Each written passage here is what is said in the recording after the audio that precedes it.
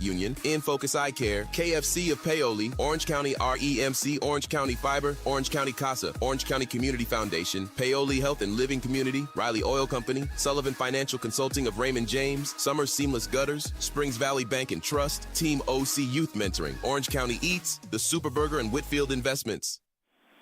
The road for a sectional championship for the Paoli Rams in Class 2A Sectional 46 begins tonight at D. Sweet Chambers Gymnasium on the James A. Babcock Court as the Rams have a rematch from their final game of the regular season as they will take on the Crawford County Wolfpack.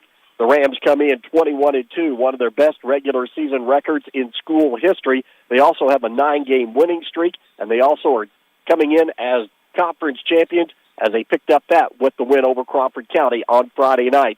So the Rams are on a roll. They hope to continue that momentum, but they know just how fickle sectional play can be. The last 2 seasons, the Rams have been put out in their opening games against Linton Stockton 2 years ago and last year here at home against Sullivan. Good evening, everybody. Dave Dedrick along with Bert Pedigo. It's time now for Rams basketball on Mix 95.3, streaming live on WUME953.com, and ask Alexa to play WUME 953.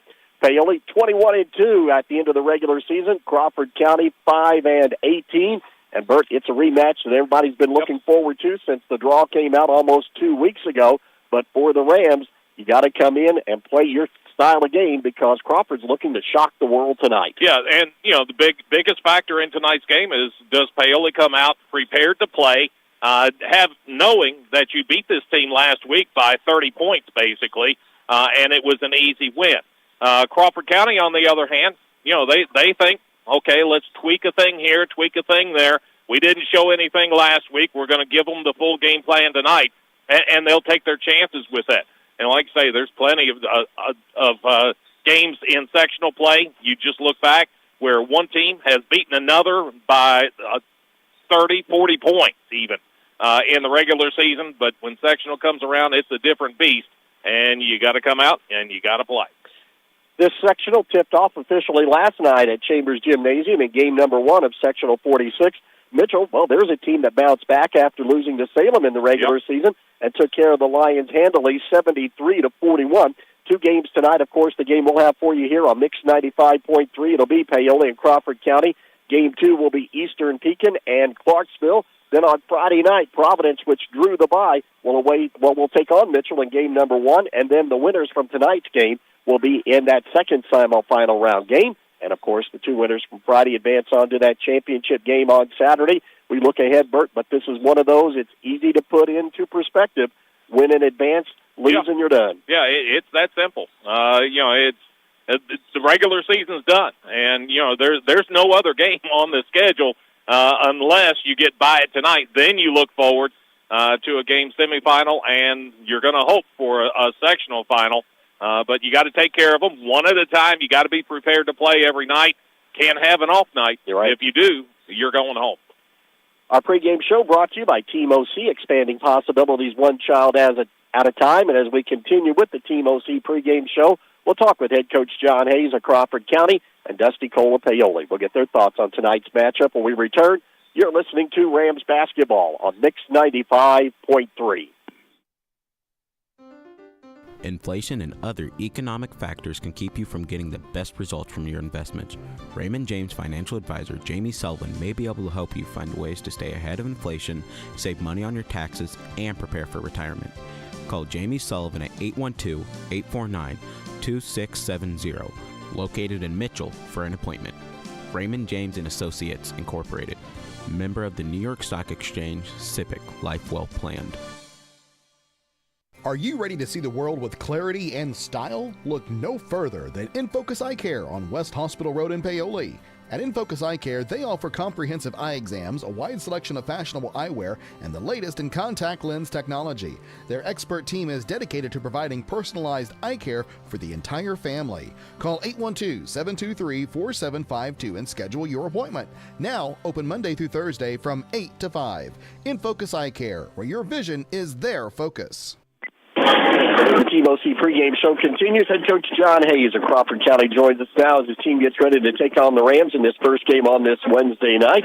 But, Coach, here we are back at it. Just a few days ago, you were right back here in this place. Say this seems really familiar, doesn't it? just a few days ago, we did this same thing. So, yeah, we're ready to go. Well, what kind of takeaways did you get from your team on the Friday night in this first matchup? Well, just the fact that, first quarter I thought, pretty decent, pretty close there at the end of the first quarter, and then just let them explode on the second quarter. But I felt really good about second half. They were still pressing there in the third quarter doing some of those things, and we played them even the second half. So it gave us a little bit of confidence in some things we might be able to do, and we just feel like that we'll be a different basketball team tonight. Well, Coach, you had a couple of days. What things did you work on in preparation for this match tonight? Well, I mean, we knew going in that Chad and Fletcher were going to be the ones that we're going to do the dirty work for them and do all the big things, and that's what happened. But we, have prepared a little bit more for how we're going to try to combat that. So just a lot of things we're going to try to do defensively that we didn't do the other night that hopefully will be a little bit more successful and slowing down, letting them get a 22-point lead on us in the second quarter. So just some different things that we'll try to slow those two down in particular. Did you say anything in particular that you will try and do to slow them down? We'll double team when we can, double down on the post when we can. We're certainly not going to let Fletcher stand out there and shoot 5 threes in the first quarter. Going to make him put it on the floor more, get him off the three-point line as best we can. So we'll see how all that works out. What do you have to do differently offensively tonight, Coach? Well, we've got to get Braxton and Blake going a little bit better than the other night. I was pleased with how John Lynch was able to hit 3 threes. Got him a little acclimated to what was going on here. But for us to be successful, Blake and Braxton have got to be more along the lines of what they've averaged, 14, 15 points a game. So, we just talked about we've got to do the things that we've done recently. We've done a much better job of scoring in the 50s and a couple games in the 60s, and we're going to have to be in that range to have a chance tonight. Well, you told me Friday night, Coach, you couldn't have 20 turnovers, and I assume that's the same MO tonight. Absolutely. And, again, we had too many the other night. I thought we cleaned it up a little bit there in the second half, but we just can't do that early and let them get a big lead. They get a big lead like that here at home, then we know we're in trouble. So we do what we have to. The things we talked about continually is we have to limit second chance points, offensive rebounds, and we have to cut down on our turnovers. As you alluded to, Coach, you got to get off to a better start tonight. Oh, absolutely. Again, we hit a couple shots in that first quarter the other night where I think we cut it to a 3 or 4 point game. But we can't exert all that energy trying to get back that early. We've got to keep it close right out of the gates. Well, it is sectional, Coach, so what's your message to your team as you send them out on the floor tonight? Well, this is Indiana high school basketball. It doesn't need any better than this. So, first of all, enjoy it. It'll be a great atmosphere. And again, we're in a situation that there's really nothing to lose. If you look at what the prediction is for tonight, we're supposed to get beat by 42 points, according to John Harrell's site. So, the expectations from everybody else is they don't think we can play. So my message to them is go out and play like you're capable of playing. Make people understand that we may not get a win tonight, but we're going to give it everything we've got, and our plan is to be in and at the end, so we have a shot at it. I was going to say, the name of this game is to play it to the end, and you can pull off a shocker. There's been several times. I told them the story of back in 2008. I was coaching at Tell City, and Modern Day had beaten us by 22 earlier in the season, and we played them first round of sectional. They beat us in double overtime. So, stranger things have happened in the world of high school basketball. So we just have to have some belief, and I was really positive. I was really pleased with the vibe, the feeling of the team the last couple days. It's not like we think we're coming in here to be lambs for the slaughter or anything. They feel like that if we do the things we're capable of doing, we can have a shot. So that's all you can ask for. Line up for your ball club tonight. We'll do the same that we had the other night. We'll have Blake Seibert and Reese Allen, our 2 seniors, will start. And then a couple juniors, and John Lynch and Devin Decker. And then our freshman, Braxton Bowman, will be our point guard tonight. And then off the bench? Pretty much the same as last time. Ricky Miskiel will be one of the ones coming off the bench. Brody Fish will be one of the bigs that will come in. So, a couple guys. We only go about 7 or 8, so that'll be about it.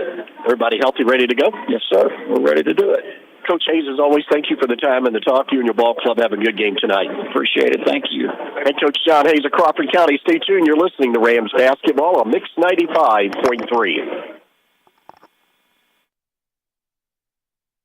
Hi, this is John Bender. Since 1931, Bender Lumber has been providing superior service along with quality, innovative building products at fair, competitive prices. In communities throughout southern Indiana, our locations are the primary supplier to residential builders, professional remodelers, as well as do-it-yourselfers who rely on our knowledgeable sales staff to do whatever it takes to proudly serve them and to get the job done. So here's to the first 90 years of local people serving local needs at Bender Lumber. Looking to make a difference? Team OC's Youth Mentoring Program is here to help kids in Orange County reach their full potential. Our mission to expand child's possibilities through a community-wide mentoring program for kids 7 to 17. We provide support, guidance, and a caring adult to lean on. You can be a part of their journey. Become a mentor or make a donation. Join us at 262 West Court Street, Paoli, or visit teamocmentoring.org. Questions? Call Executive Director Priscilla Woodrum at 812-653-0288. Team OC, expanding possibilities one child at a time.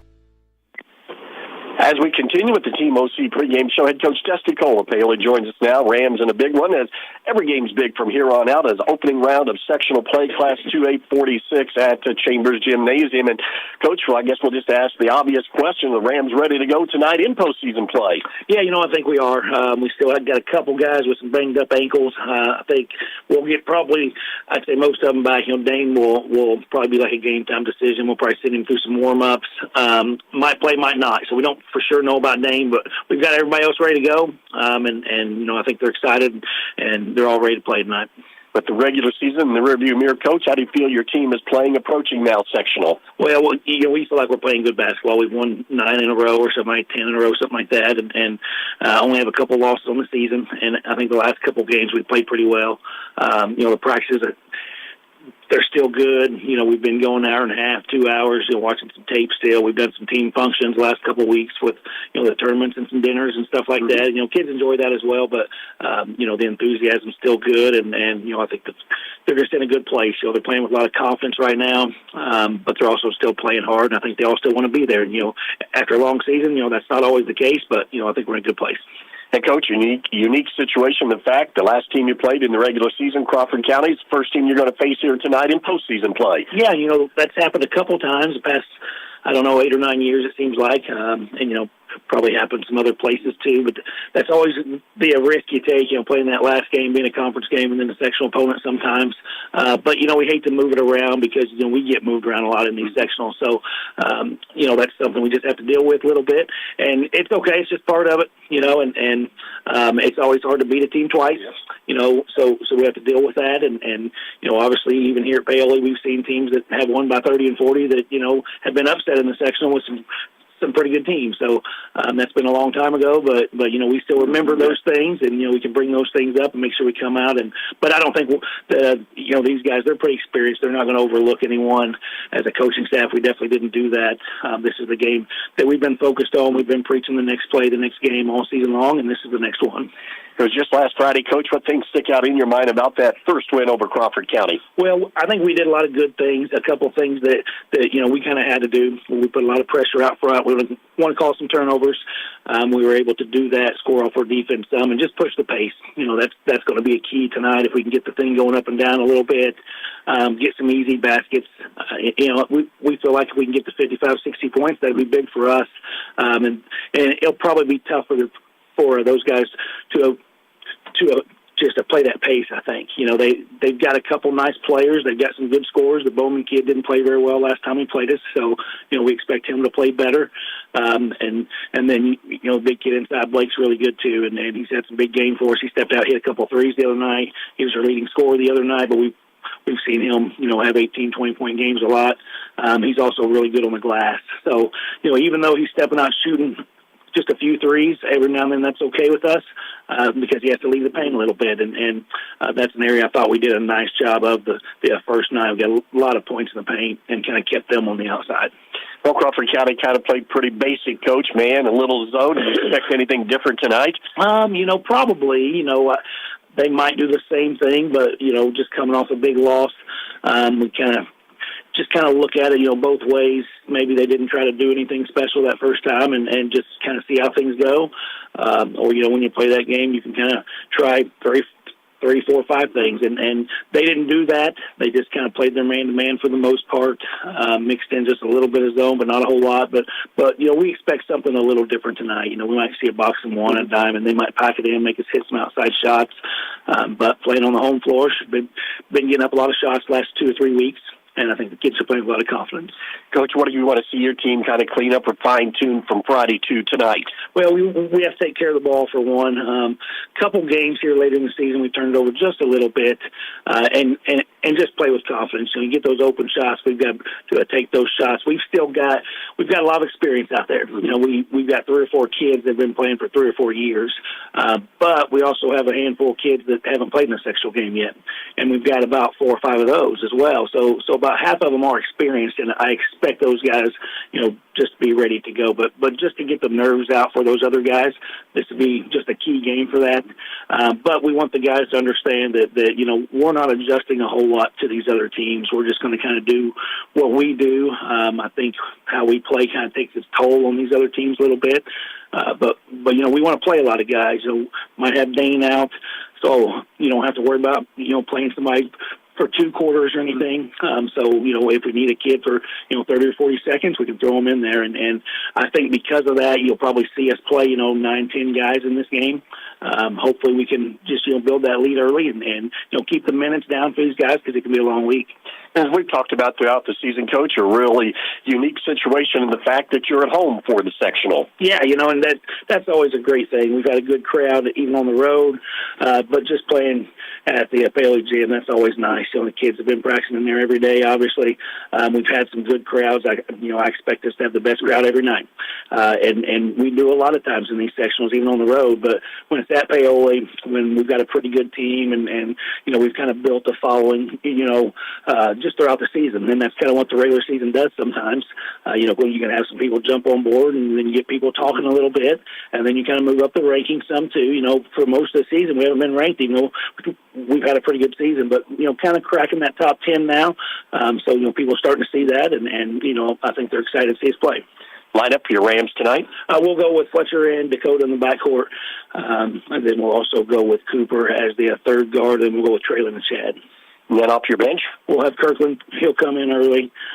We'll play him a lot. Might have Justin a little bit. We'll see about Dane. Like I said, he may be able to go, but I'd say he's leaning about 80-85%. We'd like to get him 100%. Coach Cole, as always, thank you for the time and the talk. You and your ball club have a good game tonight. I appreciate it. Thank you. Head Coach Dusty Cole of Paoli. Stay tuned. You're listening to Rams basketball on Mix 95.3. Sleep better knowing your home is protected. Imagine rainstorms rolling in, and you at peace knowing your home is protected by the best in the business. Join hundreds of Indiana homeowners who trust Summers Seamless Guttering. Your fully insured local experts in gutter installation, gutter cleaning, and gutter guard protection. Whether it's a new construction or time to replace your old leaky gutters, we have you covered. Our American-made seamless gutters are custom cut on-site, backed by multiple warranties for your peace of mind, installed by local experts who treat your home like their own. Love your home? Protect it properly. Choose Summers Seamless Gutters today and enjoy peace of mind all year round. Contact us now because the best protection starts at the top. Don't let rain damage cost you thousands in repairs. For a free estimate on any gutter service, call 812-620-4762 today. That's 812-620-4762. Summers Seamless Guttering, protecting Hoosier homes one gutter at a time. Orange County REMC offers security systems for your home. Home security systems are available to members and non-members and will provide protection from fire, carbon monoxide, and theft. These systems are continuously monitored, so you will have a peace of mind whether you are at home, work, or vacation. You might even qualify for a discount on your homeowner's premium. Install a security system for as low as $299 with monitoring, starting at $29.95 per month with bundle. For more information on these home services, call Orange County REMC at 812-865-2229. Your high-end electronics and gadgets are only as good as your internet service provider. Stop the frustration of slow and unreliable internet service with a call to Orange County Fiber. Call Orange County Fiber and check out their brand new fiber packages that include lightning-fast upload and download speeds for households that stream, game, and surf the internet. Call Orange County Fiber and see the difference fiber can make in your daily life or your business operation. Phone OC Fiber at 812-865-2229. Orange County Fiber, bringing high-speed internet to your community. Time rolls on it's and time change for Hoosier happens, Hysteria but some things here on remain the Mix same. 95.3 Thanks send their profits as we to wrap up stockholders. the Team OC pregame show. Team OC expanding possibilities one child at a time. Let's take a look at tonight's starting lineups brought to you by the Super Burger Restaurant on West Main Street in Paoli, home of the best-dressed burger in town. To take us through tonight's lineups, here's Bert Pedigo. All right, first off for the Paoli Rams and Coach Dusty Cole, ranked either 9 or 10 in the latest polls out for the week. That in Class 2A, they come in with an overall record of 21 wins and 2 losses. They'll start this way with Traylon Minton and Chad Sullivan at the forward spots. Minton is 6'2", a junior, averaging 3 per game. Sullivan, 6'3", a junior, averaging nearly 12. He got 18 the other night against Crawford County. Then your guards will be Fletcher Cole, Cooper Spires, and Dakota Apple. Cole, 6 foot a senior, averages 22 a game, and that's what he got against Crawford County last Friday. Spires, 6'1", a junior, averages 4.7, and Apple is 6'2", and a sophomore. He averages 5 per game. The rest of this year's sectional roster for Paoli includes Kirkland Hughes, Ian Sullivan, Jackson Reynolds, Justin Thornton, Hayden Bostock, Lyden Poe, and Dane Padgett. For the Crawford County Wolfpack and Coach John Hayes, the Wolfpack, they come in 5-18 overall. They will start this way with a couple of forwards and 3 guards as well. The forwards will be John Lynch and Blake Seibert. Lynch, 6'3", a junior, averages 2.4. Seibert, 6'4", a senior, averages 14.7. The guards will be Devin Decker, Braxton Bowman, and Reese Allen. Decker, 6'2", a junior, averages 1.9. Bowman, 6 foot, a freshman, averages 13.9. And Allen, 6 foot, a senior, averages 4.7.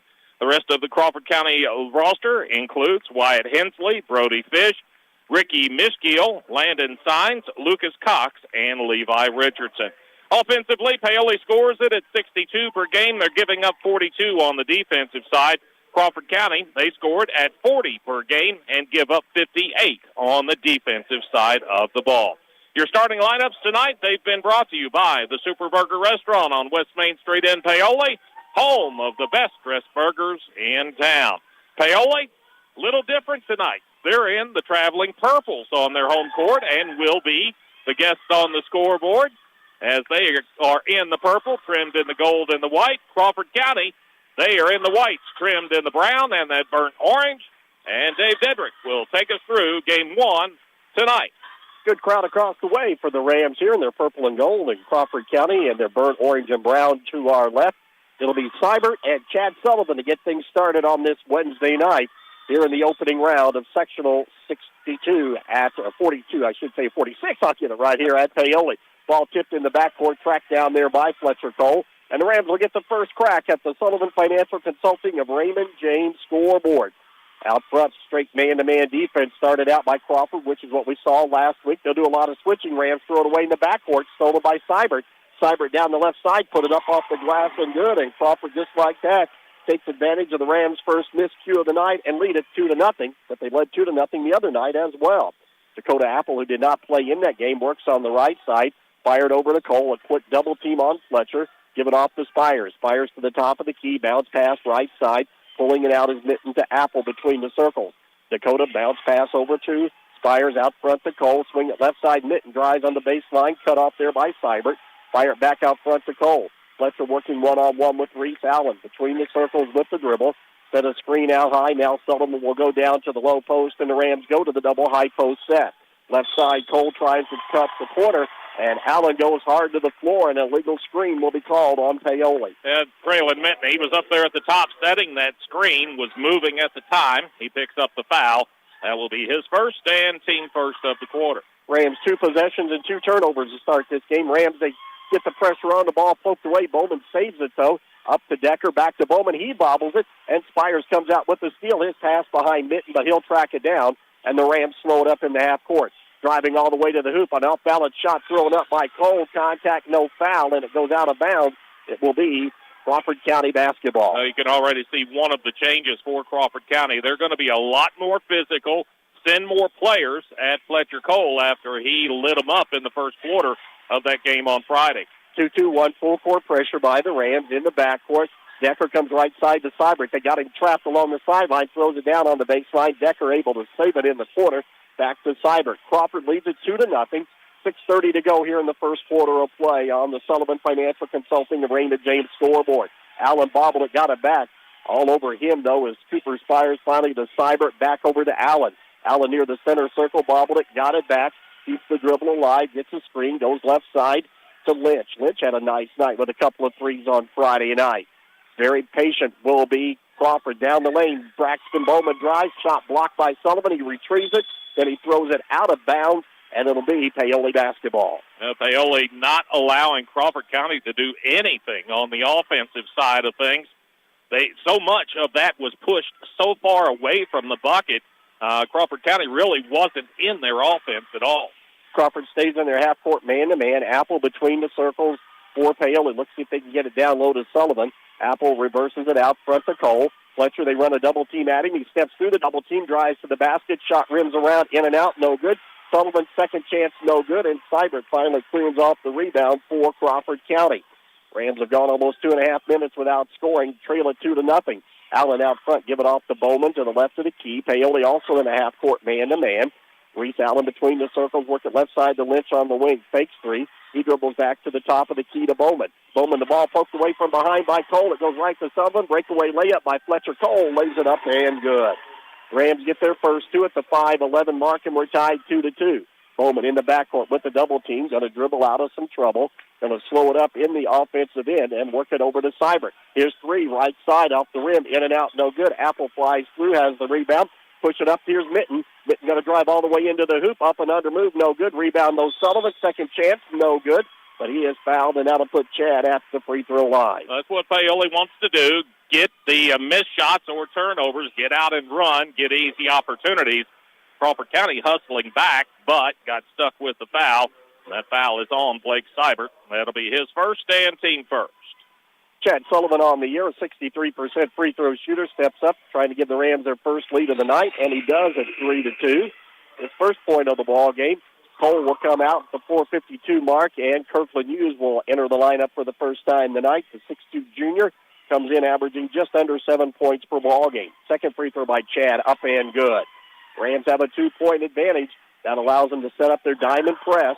In the backcourt, Decker pass deflected, stolen by Minton. Drives down through traffic, and he's going to be fouled as he goes to the floor. Once again, though, the Rams create a turnover and will go to the free throw line. That foul on Devin Deckard, his first and team second. Paoli, when they can set that pressure, they are going to be troublesome for Crawford County. They've been loose with the basketball so far tonight. Minton at the line, 50% free throw shooter. This one rolls in and out, no good. Keeps the score at 4-2 with 4:47 to go in the first quarter of play. Minton, see if he can keep that average and hit at least 1 out of 2, and he does. And the Rams up by 3. Again, full court pressure, diamond press in the backcourt. Seibert has it down the right sideline. Allen along the sideline, gets it across the timeline, and he bobbled it. It goes out of bounds. Oh, the official said that the Rams touched it. Looked like nobody from Paoli got a hand on it. It'll be Crawford basketball right at the end of the Rams bench. Rams bench lobbying for the call. Didn't disagree with it too much, though.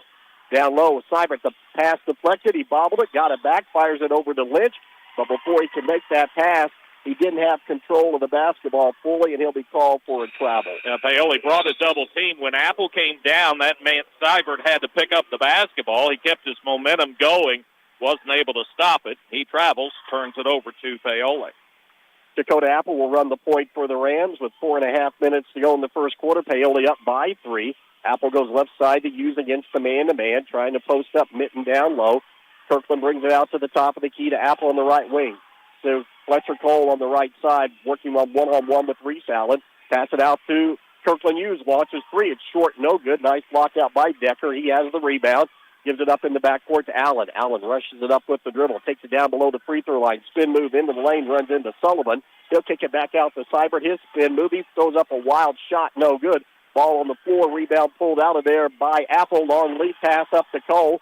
Cole dribbles into the lane. Stops. Dumps it off to wide open Mitten. Pump fake. Contact. Shot would not go. That will put, though, Traylon Mitten back at the free throw line. That foul, if it's on Decker, is going to be trouble for Crawford County. I believe he was the one that got caught on the fake. It is. That's going to be his second, team third here in the first quarter. Quickly up off the bench is Brody Fish. He likely will take Decker's place. Rams got Crawford in a scramble mode on that possession. At the line, free throw up and good by Mitten, his second point of the night. 44, Brody Fish, 6'3", and a junior, will come in, replacing the 6'2" junior, Devin Decker, in the Wolfpack lineup. Rams lead at 6-2. They have scored 6 straight here with 3:54 to go in the first quarter of play. Second free throw by Traylon, up and got them both. Rams with that make will set up the diamond press. In the backcourt, Bowman looks to get it inbounds, does in the corner. Fish just in. He's double-teamed, dribbled through the double-team. His pass is deflected, but somehow Lynch comes out of there with it in the middle to Allen. Allen brings it up. Down the lane he goes. Down the left side. Goes up for the shot. And Chad Sullivan went for the block and will be called for the foul. Yeah, got him on the wrist, and that'll be the first on Chad, second on Paoli as the team. We'll get a quick substitution after this first free throw by Crawford County as Jackson Reynolds is up off of the Paoli bench. Reese Allen at the line, the senior point guard, 63% free throw shooter coming into the game. This one's going to be short, no good. And the Rams have Cooper Spires and Jackson Reynolds back in. Apple and Sullivan will go to the bench. Good student section for Paoli across the way, making lots of noise early. Allen with that just to his left. Free throw going to be up, in and out, no good. And Reynolds into the game, pulls down the rebound. Give it off to Cole. Fletcher rushes it up right side to Spires. Swing it left side to Mitten, over to Hughes. Kirkland against the man-to-man. Oh, backdoor cut on alone is Traylon Hughes. Oh, he blew the layup, and it might have slipped out of his hand, but the rebound pulled out of there by Lynch. Quickly up to Bowman down the left sideline. Bowman, hesitation move, turns the corner, puts up a short jumper, no good. Rebound Fish in traffic, his shot no good. Ball tipped around. Seibert finally comes out of there with it, muscles it back up and in. Blake Seibert, a nice job staying with it. He's got 4, and it's 7-4. Reynolds drives the other way, stops in the lane, dish it off to Traylon Mitten, put it up in a double team, no good, and the rebound pulled down by Lynch. Traylon having problems getting the shots to go down low in the lane. Rams again put on pressure in the backcourt, leading it by 3 with 2 minutes and 54 seconds to go in the first quarter of play. Allen out high with the basketball, comes on the right side to Lynch. Rams stay in their half-court man-to-man, and we get a foul away from the basketball on Crawford County. Same call that we saw down at the other end on Mitten. This one will go against Reese Allen for setting an illegal screen. He had some words for the official as he walked by. The official says, young man, just walk away and take the foul. That's his first and team fourth of the quarter, one more, and Paoli will shoot free throws. Lynch comes out of the ball game. Ricky Mischfield, the 5'11 sophomore, sees his first sectional action. He had a nice game the other night with 5 points off the bench for Crawford. Paoli up by 3 in the basketball. Out front, Cooper Spires gets a screen to the left of the key, goes over to Cole. Here's 3 on the way, left side, off the mark, no good. Rebound, no. Dakota Apple back to Hughes. He launches 3 right at the key. It's no good. Rebound tipped around. Apple comes down out of there with it, but it's going to be taken away by Bowman. As Bowman just fought hard for it. Now he has the ball poked away from behind, and Cole comes out of there with it for the Rams, and a foul going to be called, and nobody happy now. Yep, Bowman trying to reach in, get that ball back just after Cole had come up with possession of it. He wasn't able to do that without fouling. That'll be his first, team fifth, and it will result in free throws for Paoli. Fletcher Cole, better than 90% on the year. He's up there to shoot 2. Best free throw shooter, as you mentioned, on the team. Free throw up and good. Actually dipped a little bit below 90, but he had a few misses the other night. He did, didn't he? Usually you only see 1 miss a week, and I think we saw 2, maybe 3 last week. Free throw up and good, makes it 8-4. Second free throw in and out, no good. And Mistral has the rebound. He's double-teamed in the backcourt to Bowman. Bowman, all kinds of pressure to Allen. Allen yet to get across the timeline in the middle. Give it off to Fish. To Bowman. Takes the pass. Now launches three, and he nails it. As Braxton Bowman, the freshman, gets his first three to make it an 8-7 Paoli lead. Out front, Dakota Apple with 1:50 to go in the first quarter of play. Down low, they get it into Sullivan. Got by his man on Seibert, but Seibert comes back to block it and pulls down the rebound. Seibert, a nice job of defense in that low post. Crawford gets it across the timeline into the middle. Allen, but he throws the ball behind Fish into the Rams cheer block. That's turnover number 8. Crawford County, just like they did the other night, first quarter, they were hanging around. Paoli eventually able to stretch it out. Last trip down, thought Chad might have been better served by going under the basket, reversing, as opposed to going up against the big kid. Down the lane goes Cole. Scoop shot left side up and good. 5 for Fletcher. 10-7. 3-point lead. Rams set up in the diamond press. In the backcourt, Allen has it. A ball knocked away, stolen by Cole. He's going to launch a long three left side. Barely drew iron. No good. Apple tries to fight for the rebound. He can't hold on to it. It goes out of bounds. It'll be Crawford County basketball. Substitution for Paoli. Traylon Minton will come in. Kirkland Hughes, he will go out. Paoli, after the ball out of bounds, gets a chance to set full court pressure again. Fish in the backcourt to Allen. Allen in the middle of the court. Give it over to Miskiel. Miskiel, cross court, goes finally to Bowman. Bowman right along the volleyball spike line, brings it to the right side of the court. Jump pass in the center circle to Allen. Rams continue to extend their pressure, and they throw the ball away again as that pressure just upsetting both Allen and Bowman out front. Allen, after he got called for that foul a few possessions ago, he hasn't really settled in just yet. Rams up by 3 with 50 seconds to go. Go to the double high post set. Run the double team at Fletcher Cole. Picks up the dribble. Comes to Spires between the circles. Fletcher looking down low as the Rams run through their offense here. See if they'll hold for one. Lob it into low post. Back out to Sullivan. To Cooper Spires. And his pass goes right between the hands of Traylon Mitten out of bounds. That'll be 4 turnovers on Paoli. Only needed that to be maybe a 20, 30 mile per hour pass. But instead, it was about 90, just too fast for Mint to get the hands up. As a result, it goes past him and out of bounds. Substitution for Paoli. Ian Sullivan will see his first sectional action, as will Justin Thornton. Full court pressure in the backcourt. Bowman has the basketball. Gets it up near the center circle, across the timeline to Miskiel. Miskiel has the ball poked away. Last touch, though, by Cooper Spires of Paoli, but 29 seconds to go. One of those games you were kind of wishing you'd been tracking deflections the whole way. Paoli's had better than a handful of them already here in the first quarter. Inbounds to Seibert right along the sideline in front of the cheer block. He's going to launch a long three. It comes up short, no good. Justin Thornton, though, cannot hold on to the basketball and claim the rebound. It goes out of bounds. And the Wolfpack will get a second chance. And Seibert's not gotten a chance for many open shots. He figured, why not, as he was open at the three-point line that time. Allen to the left of the basket along the baseline. Screen across the lane. Allen looking, needs some help. Fire it way out front. Pulling it down is Fish. Fish stops to the right of the key. Give it up out front to Bowman between the circles. Bowman crosses over down the lane. A runner from 10 feet. No good. He is fouled, though, and that will put Braxton Bowman at the free throw line for Crawford County. Bowman a little more assertive tonight than he was on Friday night. Got the drive after getting around one.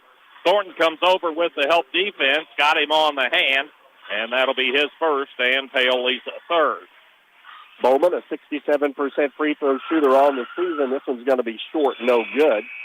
Crawford County not helping themselves at the free throw line so far, 0 for 3.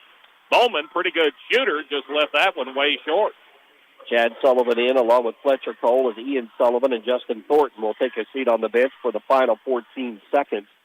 Bowman, second free throw, fouled in the act of shooting. It's going to be up and good for his 4th point of the night. Little token pressure here with 12 seconds to go. Get the ball out of the hands of Cole. Lob it up ahead to Spires. Spires heads to the free throw line. Kick it out in the corner. Wide open three. Kirkland Hughes in and out. No good. Sullivan up for the rebound. Put it up. Rims in and out. No good. And we're going to get a foul on Dakota Apple over the back with 0.5 seconds to go in the quarter. That foul on Dakota Apple. That'll be his first. Just the team 4th. So no free throws to be taken by Crawford County. They've got half a second to try and get off some sort of a heave. At least where they're setting up, that's what they'll be looking for.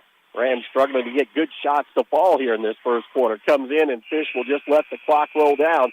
At the end of one on the Sullivan Financial Consulting of Raymond James scoreboard, Paoli 10, Crawford County 8. You're listening to Rams basketball on Mix 95.3. Discover the convenience of Hoosier Hardware, now offering a comprehensive selection of ammunition for all your shooting needs. Located on 1st Street, 1 block from the square, we are your one-stop shop for plumbing, electrical, painting, mobile home parts, water heaters, and general hardware supplies. In addition to our extensive inventory, we fill propane tanks, providing you with a cost-effective solution. Visit us today or call 812-723-2708 to see why Hoosier Hardware stands out for quality and service in the community. Introducing Log Creek Creations and Events, your premier special event planning destination in Paoli. Led by the talented Lisa Thomas, she specializes in creating unforgettable experiences for weddings, baby showers, graduation parties, birthdays, proms, and retirement celebrations. With warehouses full of unique decor items, we ensure your event stands out. Contact Lisa today at 812-620-5263 or visit the Facebook page for more information. Let Log Creek Creations and Events make your special day extraordinary. Rams lead it by 2 as we go to the second quarter of play. And looking at shooting percentages first quarter, much different story than what it was last Friday night. Paoli shoots just 2 of 14, 14% shooting for Paoli, 0 for 5 on their three-point tries. What has Paoli in the lead right now, at least, is their free throws, 6 out of 8. That was the one thing they didn't do well on Friday. So, and as far as Crawford County, 3 out of 9 overall, 33%. They've made 1 of their 3 three-point tries and made just 1 out of 4 free throws in the first quarter. Crawford County gets the ball to start this second quarter. Bowman to Fish, back out into the high post. Fish fires it out front, down the lane. Allen kicks it out to Bowman. Bowman drives around his defender. The ball poked away, and Fletcher Cole comes down with the loose ball for Paoli. Quickly up to Spires, right down the middle of the lane. He splits the defenders, lays it up and good for his first 2 of the night. 12-8, full court pressure. In the backcourt, Allen has it. Allen up to Fish along with Bowman, Lynch, and Seibert, the 5 out there for Crawford County. Rams go with Fletcher Cole, Cooper Spires, Jackson Reynolds, Dakota Apple. Out high on the left side on the wing, driving in. Seibert shot up in traffic, no good. Rebound cleared out of there. Apple runs it up with the dribble, doesn't have numbers. Circles back around, hits the trailer. That's Spires. Spires down the lane. He goes dumping off the U's, but before anything else can transpire under the basket, we have a foul called on the Wolfpack. And that foul will be on Brody Fish. That'll be his first and first against Crawford County in the quarter. Substitution, Chad Sullivan back in for Paoli, and Jackson Reynolds to the bench. Cooper Spires to the left of the basket on the baseline.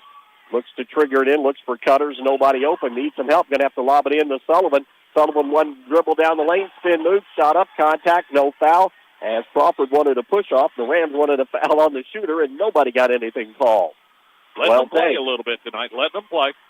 Reese Allen across the timeline with the dribble. Brings it out near the 10-second line. Rams stay in the half-court man-to-man to Seibert on the right wing. Seibert out front to Lynch. Lynch looking down low into the corner to Allen, trying to post up Seibert. Seibert couldn't get the ball to him. Instead, fired out front to Lynch, around the perimeter to Bowman. Left side to Brody Fish. Fish looking down low at Cutters. Nobody open to Lynch.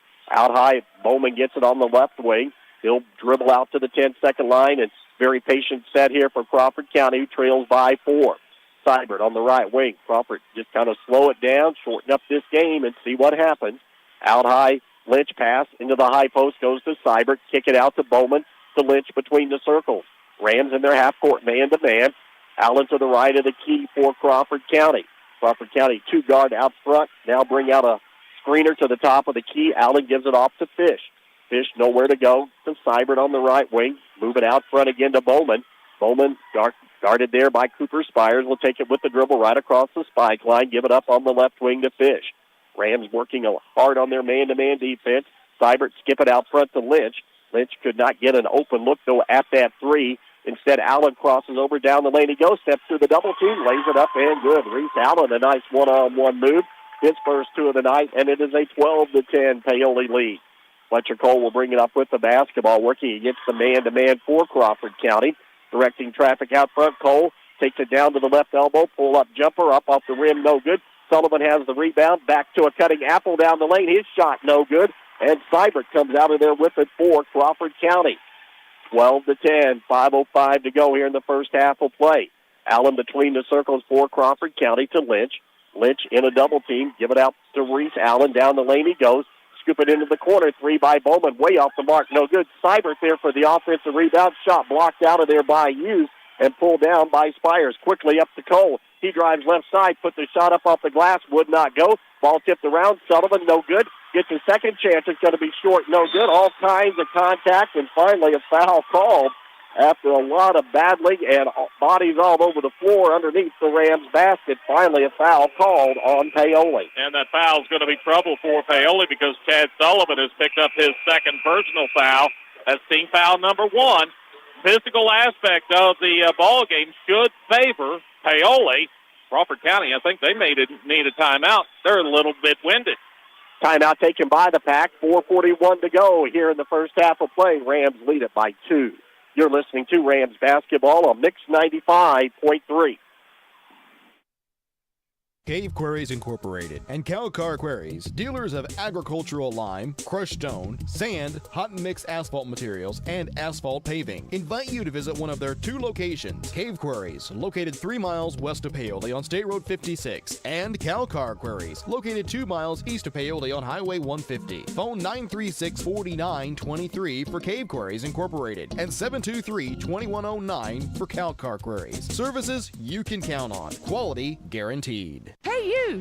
Yes, you! Hear that? Adventure is calling your name. Are you ready to answer?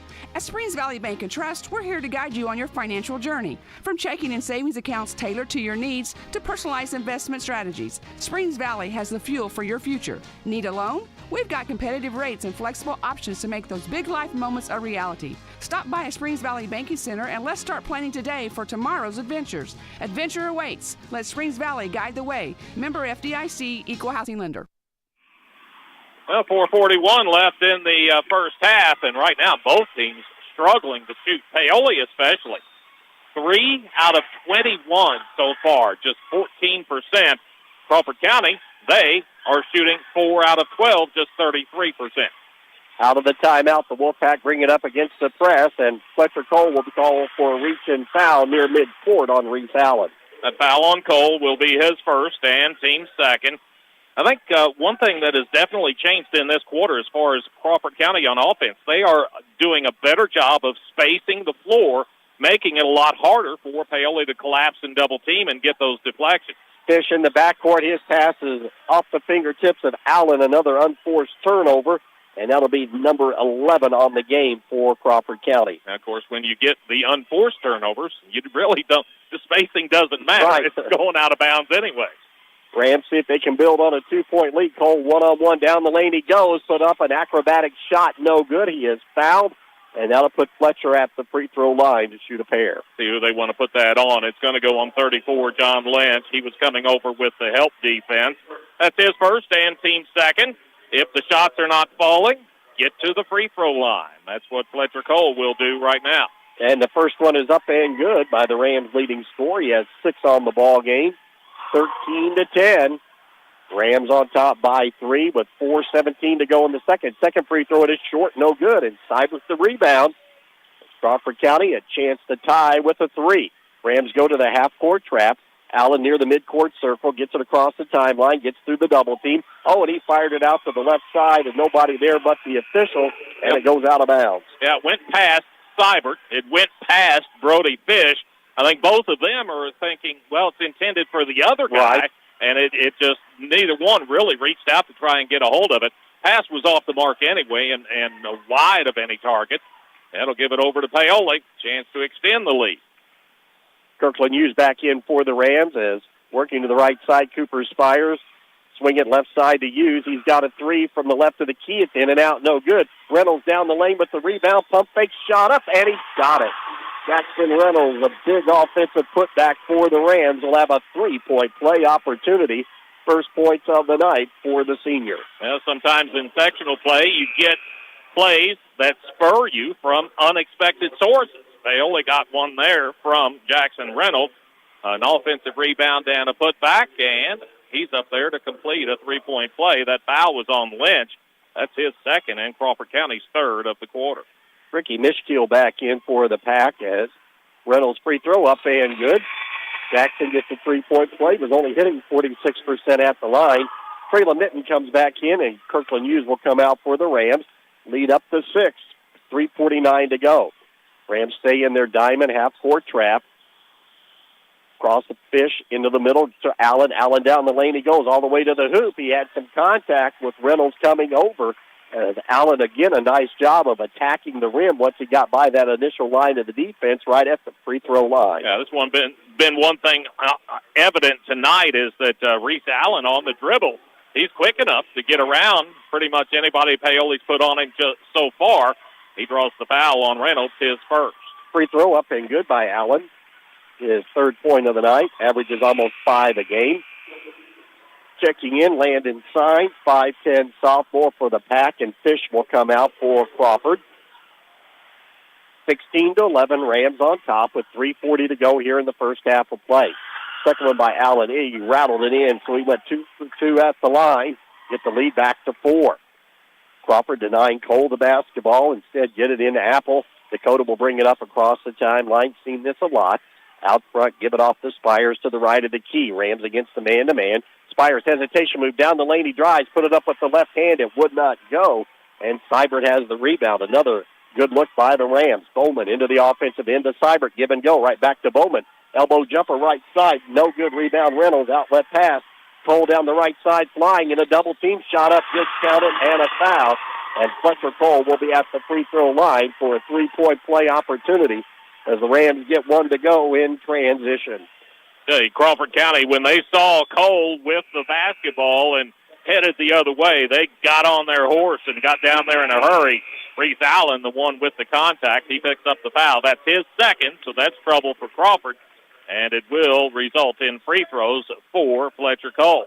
Allen had played well here in this second quarter, goes to the bench. Devin Decker comes back in. He's got their only points of the quarter so far. Free throw no good by Fletcher Cole, and Bowman comes down with the rebound. So Cole will struggle at the line tonight, uncharacteristic. Rams drop back into their half-court man-to-man. On the left side here, driving down is Seibert, and Seibert will be going, a blocking foul going to be called on Traylon Minton, who just checked in a few seconds ago. Yeah, Minton was trying to get there in time to draw that charge. The official says, no, you were not in position. That foul on Minton is his second, so Paoli's 2 starting forward, and Minton and Sullivan both to the bench with 2 personals. That's team foul number 4 in the quarter. Down to a small lineup, get it into Seibert, puts the shot up, no good, gets his own rebound. Then he will be fouled by Ian Sullivan on the reach-in foul. That's Crawford, a much better job tonight. In fact, they lead the rebounding statistic here in this ball game. A foul on Ian Sullivan, his first, team 5th. That will put Seibert to the free throw line. Seibert with this smaller Paoli lineup, he may just have a field day. Blake at the line, free throw up and good. His 5th point of the night, 71% free throw shooter, makes it 18-13. 2:53 to go. Sullivan Financial Consulting of Raymond James scoreboard here in the first half of play. Seibert, a couple of dribbles, second free throw right through there as well. Jackson Reynolds will come in. So Rams get a little bit more bulk underneath the glass to match up with Seibert, and Ian Sullivan will come out. Yeah, Paoli just too small to handle Seibert. With their 2 big men on the bench, along with Padgett out tonight, it looks like. Hughes lines up 3 left side, too hard, no good, but it's all Crawford underneath. That time, Signs comes down with the rebound. The Rams put a lot of pressure on him. He got it finally out of the double team by throwing it off Cooper Spires out of bounds. Tough thing about a smaller lineup is you can't battle with the big guys, but you can go after the smaller guys, put extra pressure on that basketball. Signs in the backcourt to Mishkiel. Mishkiel in the double team into the middle, gives it to Bowman. Bowman lets traffic go by, and he'll slow it up in the offensive end to Signs. Signs dribbles into the arc, nowhere to go. He's in a double team. And the Rams caught reaching again. This time it's Jackson Reynolds. And that's another player for Paoli with 2 personal fouls. Reynolds picks up his second, already over the limit. So that will put Crawford County at the free throw line. And it will be Landon Signs who steps up there. He's not scored yet tonight. 5'10" and a sophomore, hits 50% coming into sectional play for Crawford. He's a lefty. And the first one's up, and he knocked it down. It's his first points in postseason play. Ian Sullivan will come in. Jackson Reynolds will come out with those 2 personal fouls. 18-15, Rams lead it by 3, but 2:23 to go in the first half of play. The second one by Signs is going to be short, no good. But Decker has the rebound, but it's knocked away and stolen by Apple. Bounce pass ahead to Cooper Spires, but he couldn't hold on to it and give it right back on the 5th turnover of the night for Paoli. Now, Paoli wants to play quick. You don't need to be fast, and you don't need to hurry, but you need to be quick. And that time, it was as if they were just rushing themselves up the court. Rams stay in their 2-2-1 full court pressure. In the backcourt, Decker has it in the middle to Signs. Signs lob it up ahead to Mishkill. Mishkill in a double team, dribbles through it, lost it, ball on the floor, saves it, kicks it out in the corner to Decker. He drives on the baseline, shot blocked by Hughes and picked out of there by Sullivan. On the outlet, here's Spires to a cutting Ian Sullivan, lays it up and good off the left side. His first 2 of the night. Rams in transition, get the lead back out to 5. 1:45 to go in the first half. Seibert against the press, gives it off to Bowman. Bowman crosses over, down the lane he goes, lays it up, no good. Decker, though, had the rebound, lost it. Seibert picks it up, he drives down the lane. Back tap to Decker, a little 10-footer right in front of the rim is good. So multiple shots that time by the Wolfpack. Decker with his first 2, and it's back to a 3-point lead with 1:30 to go in the first half. Cole between the circles on the dribble, spin move, looking, tried to fire up a shot in traffic, comes up way short, no good, and Seibert the rebound. Crawford controlling the backboard, the 6 advantage there in the number of rebounds. Decker in the backcourt picked it up. He fired it ahead to Bowman, and there's another little reach-in foul. Rams have had too many of those tonight. A foul on Ian Sullivan. He is now the 4th Paoli player with 2 personal fouls, and that will send Bowman to the free throw line for Crawford County. 4 points in the first quarter, hasn't scored yet here in the second. 67% free throw shooter, 4 points is what he had the other night in the first game. His free throw is going to be short, no good, just too flat on that one. Yeah, he's 1 out of 3 from the free throw line so far tonight. Substitution for Paoli. Justin Thornton will check in. Ian Sullivan, with those 2 fouls, goes out. Bowman, 6 foot and a freshman, trying to cut into this Rams 3-point lead. Second one, it's going to rattle around and go in for his 5th point of the night. 20-18 with 1:10 to go in the first half of play. Cooper Spires across the timeline for the Rams to use to the left of the key, trying to post up down low with Cole. On the right side, Apple has it, jump pass out high to Spires to use down low to Cole. Fakes, dribbles in on the baseline, puts a shot up, and he is going to be fouled as the double team came, but the foul going to be called on Bowman. Cole got the corner as he got to the baseline. When he turned it, forced the contact, forced the issue. Bowman picks up the foul. That's going to be his second. Team foul number 5 against Crawford County. Free throw by Fletcher up and good, who has tonight left some points at the line, which we haven't seen this season. Yeah, he was just, 3 of his first 6. Got the first one to fall. The second one, it's up and good. Get a little rhythm and going there. Back to a 4-point advantage with 54 seconds to go. Bowman in the backcourt. Give it off to Signs. Picked up his dribble to Bowman. Across the timeline, down the right side he goes. Into the lane. We'll scoop it back out to Seibert. Right now being guarded by Cole. Out front, Miskill has the basketball to Bowman to Seibert on the right wing. Seibert looks down the lane. Signs cutting down the lane. Kick it out to Decker on the right side in the corner. He's in a double team. Bounce pass in the lane, and Thornton from behind pokes it away, and Rams come up with the steal as Spires puts up the one-shot sign here with 23 seconds to go. Right side with it. Kirkland Hughes give it off to Dakota Apple. 15 seconds and counting. Spires directing traffic. He wants Cole to come out and get the basketball. Fletcher has it near the center circle with 10. Clear it out. Fletcher with the left-handed dribble. Down the lane he goes. Spins in the lane. Couldn't get the shot off. Now he spins again. Puts it up, and he got it to go with 2 seconds to go. And that's going to be the first half of play at the Chambers Gymnasium in game number 1 on this Wednesday night. And Class 2A Sectional 46. Paoli on top, 24-18. You're listening to Rams basketball on Mix 95.3.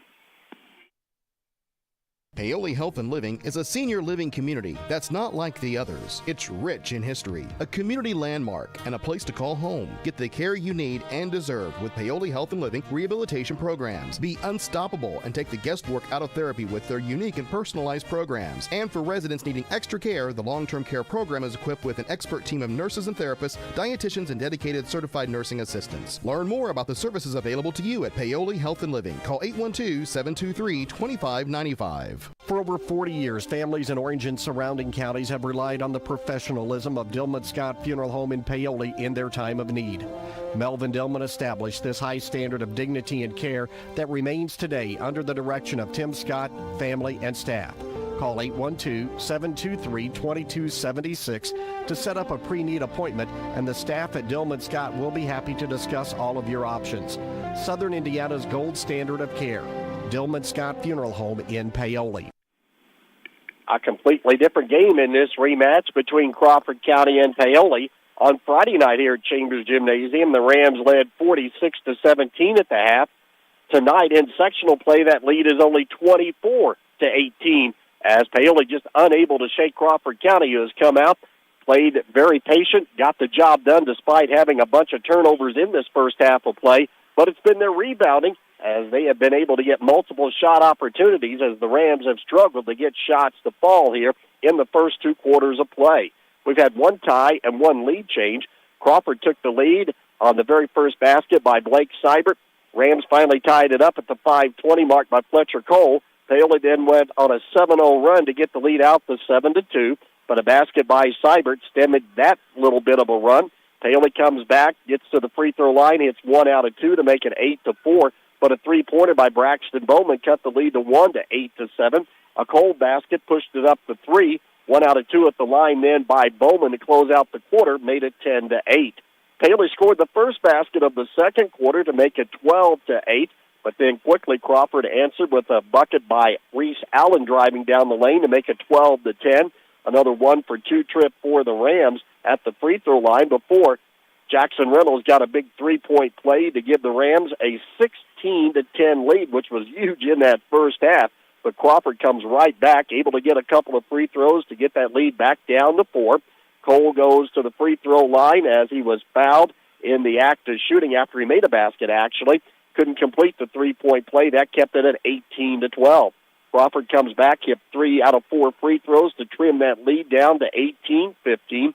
Finally, a bucket put up and in by Ian Sullivan on a transition play for Paoli, made it 20-15. But Crawford able to answer right back with Devin Decker knocking down a shot at the 1:37 mark to make it 20-17.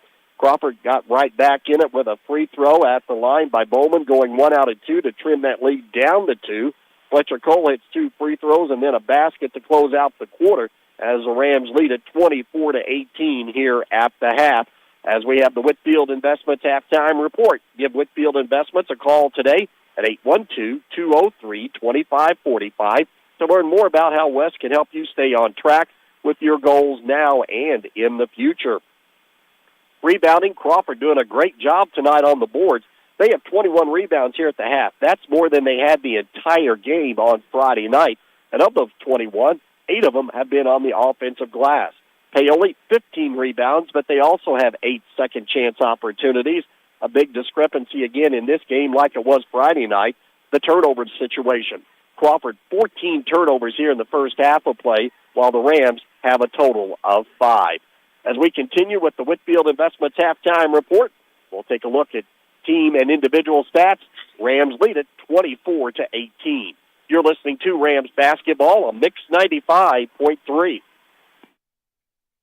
You can make a difference in the life of abused and neglected children in Orange County. I'm Orange County Circuit Court Judge Steve Owen, and we have a court-appointed special advocate program, or CASA, right here in Orange County, and we need your help. There's no special skills required, and we can train you on the skills that are needed. All you have to do is just call Robin Brown today and tell her that you want to help us help these children feel safe and loved here in Orange County. That's Orange County CASA at 812-653-4889.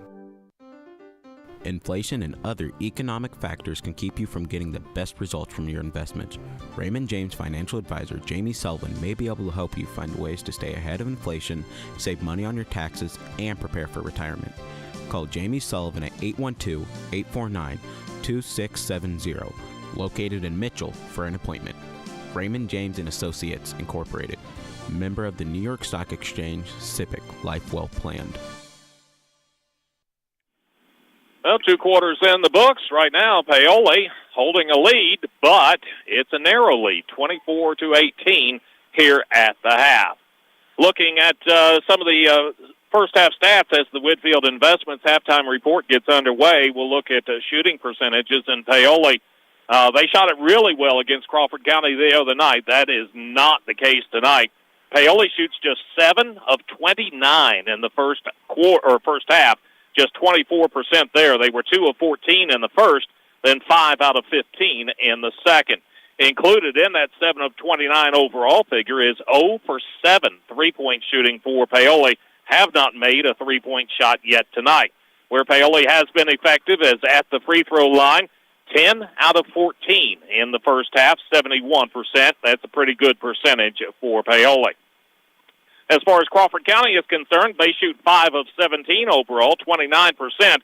They were 3 of 9 in the first and then 2 out of 8 in the second. Included in that 5 of 17 overall figure is 1 of 4 three-point shooting for Crawford County, 25% of three-point shooting in that first half of play. Crawford County, they also got to the free throw line quite a bit. 7 of 12 overall for 58%. They were 6 of 8 in the second quarter after starting just 1 of 4 in the first quarter of play. Right now we're at the half, and it's a 24-18 Paoli lead. As the Whitfield Investments halftime report continues, we'll be taking a look at individual numbers from first half action. You're listening to Rams Basketball on Mix 95.3. Are you ready to see the world with clarity and style? Look no further than In Focus Eye Care on West Hospital Road in Paoli. At In Focus Eye Care, they offer comprehensive eye exams, a wide selection of fashionable eyewear, and the latest in contact lens technology. Their expert team is dedicated to providing personalized eye care for the entire family. Call 812-723-4752 and schedule your appointment. Now, open Monday through Thursday from 8 to 5. In Focus Eye Care, where your vision is their focus. 24-18, that's your halftime score. Paoli out in front of Crawford County. One other score to pass along to you from over at Lagodi.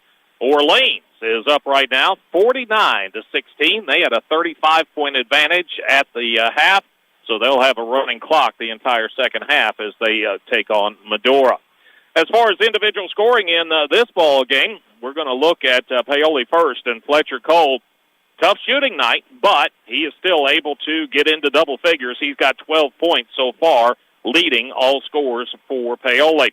3 points apiece for Traylon Minton and for Jackson Reynolds, then 2 points for Chad Sullivan, Cooper Spires, and Ian Sullivan.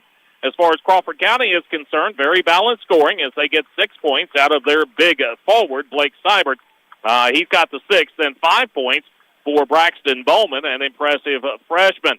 4 points for Reese Allen before he picked up a couple of fouls, and then 2 points apiece for Devin Decker, and 1 point for Landon Sines. That rounds out the scoring for Crawford County.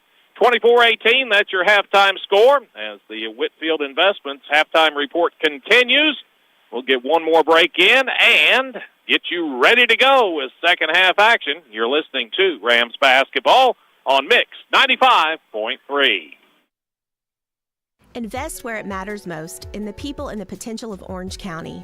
Over the last decade, through the power of giving, the Orange County Community Foundation has helped thousands achieve their dreams, distributing numerous dollars in scholarships and grants from endowed funds. And we're just getting started. Scholarship applications will open soon, giving Orange County students the chance to unlock new opportunities, realize their full potential, and leave their mark on the world. Plus, be on the lookout for details on our unrestricted grants program, empowering local nonprofits to continue their philanthropic work and address the most pressing needs in our community. In 2024 alone, this grant cycle poured over $85,000 into our community, supporting many programs. Looking to make a lasting difference? Start a fund with us today and create a legacy that grows year after year. Call us at 812-723-4150 because your generosity shapes tomorrow.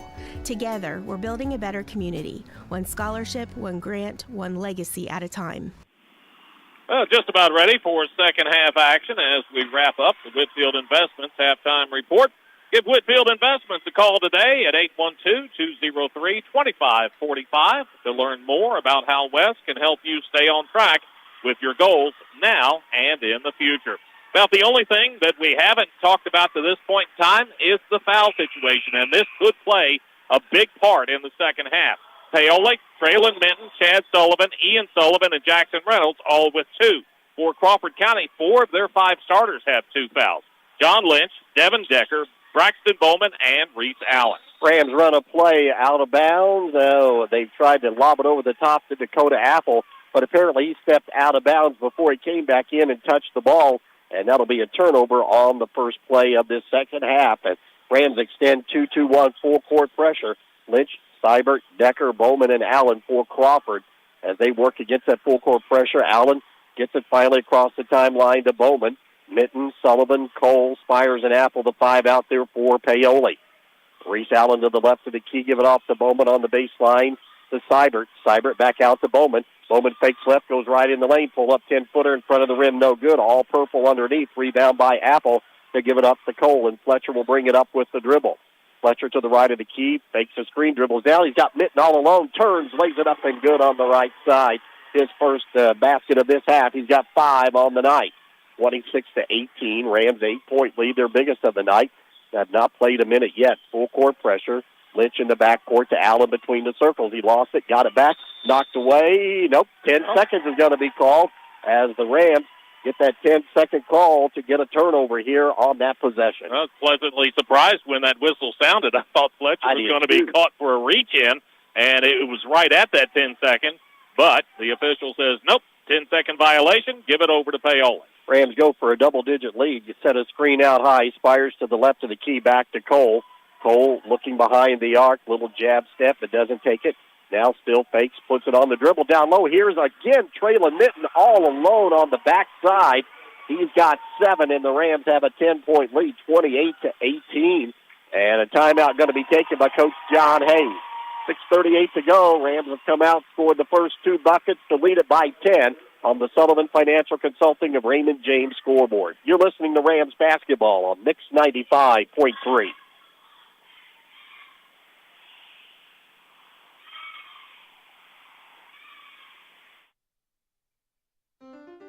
Inflation and other economic factors can keep you from getting the best results from your investments. Raymond James financial advisor Jamie Sullivan may be able to help you find ways to stay ahead of inflation, save money on your taxes, and prepare for retirement. Call Jamie Sullivan at 812-849-2670, located in Mitchell, for an appointment. Raymond James & Associates, Incorporated, member of the New York Stock Exchange, SIPC, Life Well Planned. Hi, this is John Bender. Since 1931, Bender Lumber has been providing superior service along with quality, innovative building products at fair, competitive prices. In communities throughout southern Indiana, our locations are the primary supplier to residential builders, professional remodelers, as well as do-it-yourselfers who rely on our knowledgeable sales staff to do whatever it takes to proudly serve them and to get the job done. So here's to the first 90 years of local people serving local needs at Bender Lumber. Paoli off to a quick start out of the locker room. They've got a 10-point lead at 28-18. Full court pressure. Decker in the backcourt, fumbled it, bobbled away, knocked away, stolen. Apple has it for Paoli. They give it up to Minton. Traylon will bring it up into the offensive end. Rams look to build on a 10-point lead with 6:20 to go. Minton to the right of the key, down the lane. He's got Spires cutting, but he doesn't take it to the rim. Backs his defender in, kick it back out to Minton, out front to Cole between the circles. Fletcher hesitation move, now stops, and he will be called for a palming violation. Give it over to Crawford County on the turnover. Interesting to watch the fans during sectional week. A lot of them displaced from their regular seats. A lot of them, after the way Paoli played in the first half, came back to their regular seats. It's just good luck, and you got to go with the superstition. Well, it sure seems to be working in this half. Out front, Bowman, across the timeline. He just fumbled it and bobbled it, tried to pass it over to Miskeel, but right there, Traylon Mitten to get into the passing lane to deflect it out of bounds to the Crawford County bench. I think most important for Paoli to continue to be aggressive, but not to foul. Too many fouls in that first half and gave Crawford County too many free throw opportunities. Bowman out front works on Mitten, kick it out Cyber. His shot is from three-point land, is blocked by Sullivan. Coming out of there with it is Mitten, and as he's falling out of bounds, he's able to throw it off the leg of Decker out of bounds, and the Rams will get the ball back. That's a good block because he just came flying at him and got there just in time. 5:40 and counting, 28-18, Rams on top in the third. Cole between the circles, steps into three straight away, in and out, no good. Apple comes right across the lane to get the rebound. Looking, hook pass down low, Spires backs his defender in, up and under move in traffic, off the glass, no good. Tipped around Chad Sullivan, and he put it up and good on the second chance opportunity, his 4th point. 12-point Paoli lead. Into the backcourt, 2-2-1 full-court pressure to Decker, to Allen down the right sideline. Allen bobbled it, got it back to the free throw line, goes into the lane, put it up off the glass, no good. Ball tipped around. Cyber tries to come down with it, and he does. A little shove out of there as well. Out front, Decker, give it off to Allen to the right of the key. Rams stay in their half-court man-to-man. Miskeel over to Allen on the right side as they clear it out. Down the lane, they cut, and cutting in and spinning into the lane is Decker. And Fletcher Cole there standing his ground, took the contact, and an offensive foul will be called on Wolfpack. And Decker will be the first of the 4 Crawford County starters that had 2 fouls in the first half. He'll be the first of those to pick up his 3rd personal foul. Looks like he's going to be coming out of the ball game with that foul. And in will check Brody Fish. Gave him some good minutes in that first half of play, did Fish. 4:53 to go. Sullivan Financial Consulting, Raymond James scoreboard. Rams on top, 30-18. Crawford yet to score here in this second half of play. Spires bounce pass to Cole. Cole hands it off on the screen to Apple, right back to Fletcher. Fletcher fakes right, left, spin, move down on the baseline, fade away, 18-footer, shot no good, and Reese comes down with the rebound for Crawford County. He brings it up across the timeline, bobbled it, got it back, give it off to Bowman, down the lane he goes, pull up 5-footer off the glass, no good. Seibert, though, with another offensive rebound, tracks it down in the corner, bounce pass to Fish on the baseline. Fish dribbles into traffic, runs into his own man, the ball knocked away, Spires goes down with it. Still loose on the floor, and Fish, does he come up with it and call a timeout? No, it's going to be a jump ball. Jump ball called. I was kind of wondering if with Spires kind of crawling on top of him, if they were going to call that foul. They did not. Give it over to Crawford County on the alternating possession. Pack will get it along the sideline near the midcourt stripe. Allen looking, will go into the backcourt to Fish, right back to Allen. 4:10 and counting. Rams up by 12. Allen trapped near the 10-second line. He needs some help, and a timeout going to be taken by Coach John Hayes. 4:07 to go. Rams up by 12. You're listening to Rams basketball on Mix 95.3. Sleep better knowing your home is protected. Imagine rainstorms rolling in, and you at peace knowing your home is protected by the best in the business. Join hundreds of Indiana homeowners who trust Summers Seamless Guttering. Your fully insured local experts in gutter installation, gutter cleaning, and gutter guard protection. Whether it's a new construction or time to replace your old leaky gutters, we have you covered. Our American-made seamless gutters are custom cut on-site, backed by multiple warranties for your peace of mind, installed by local experts who treat your home like their own. Love your home? Protect it properly. Choose Summers Seamless Gutters today and enjoy peace of mind all year round. Contact us now because the best protection starts at the top. Don't let rain damage cost you thousands in repairs. For a free estimate on any gutter service, call 812-620-4762 today. That's 812-620-4762. Summers Seamless Guttering, protecting Hoosier homes one gutter at a time. Out of the timeout, Crawford against the Rams half-court trap. Bowman has it to the left of the key. Into the corner, Seibert loads up three. It's in and out, no good. But Fish, the offensive rebound, knocked away, though, and stolen from behind by Fletcher Cole. Quickly, Apple ahead to Spires. Back to Apple. Left side to Mitten. Mitten to the left of the key to Cole on the left wing. Fletcher working against Allen. They clear it out. Instead, passes it out front to Apple. Spires with the dribble. Run the weave out front to Mitten. Mitten hands it off to Apple. Apple takes it down, turns the corner all the way to the glass, lays it up and in. Dakota Apple, his first two of the night, 32-18. Mitten tips it away in the backcourt, but he will be called for a foul as the Rams try to come up with another turnover out of their press. That foul on Minton, that's going to be his third team foul, number 1 of the quarter. Paoli, you look back to the first half, this score was 20-18 at one point in time. It's 32-18 right now, so a 12-0 run still in progress for Paoli.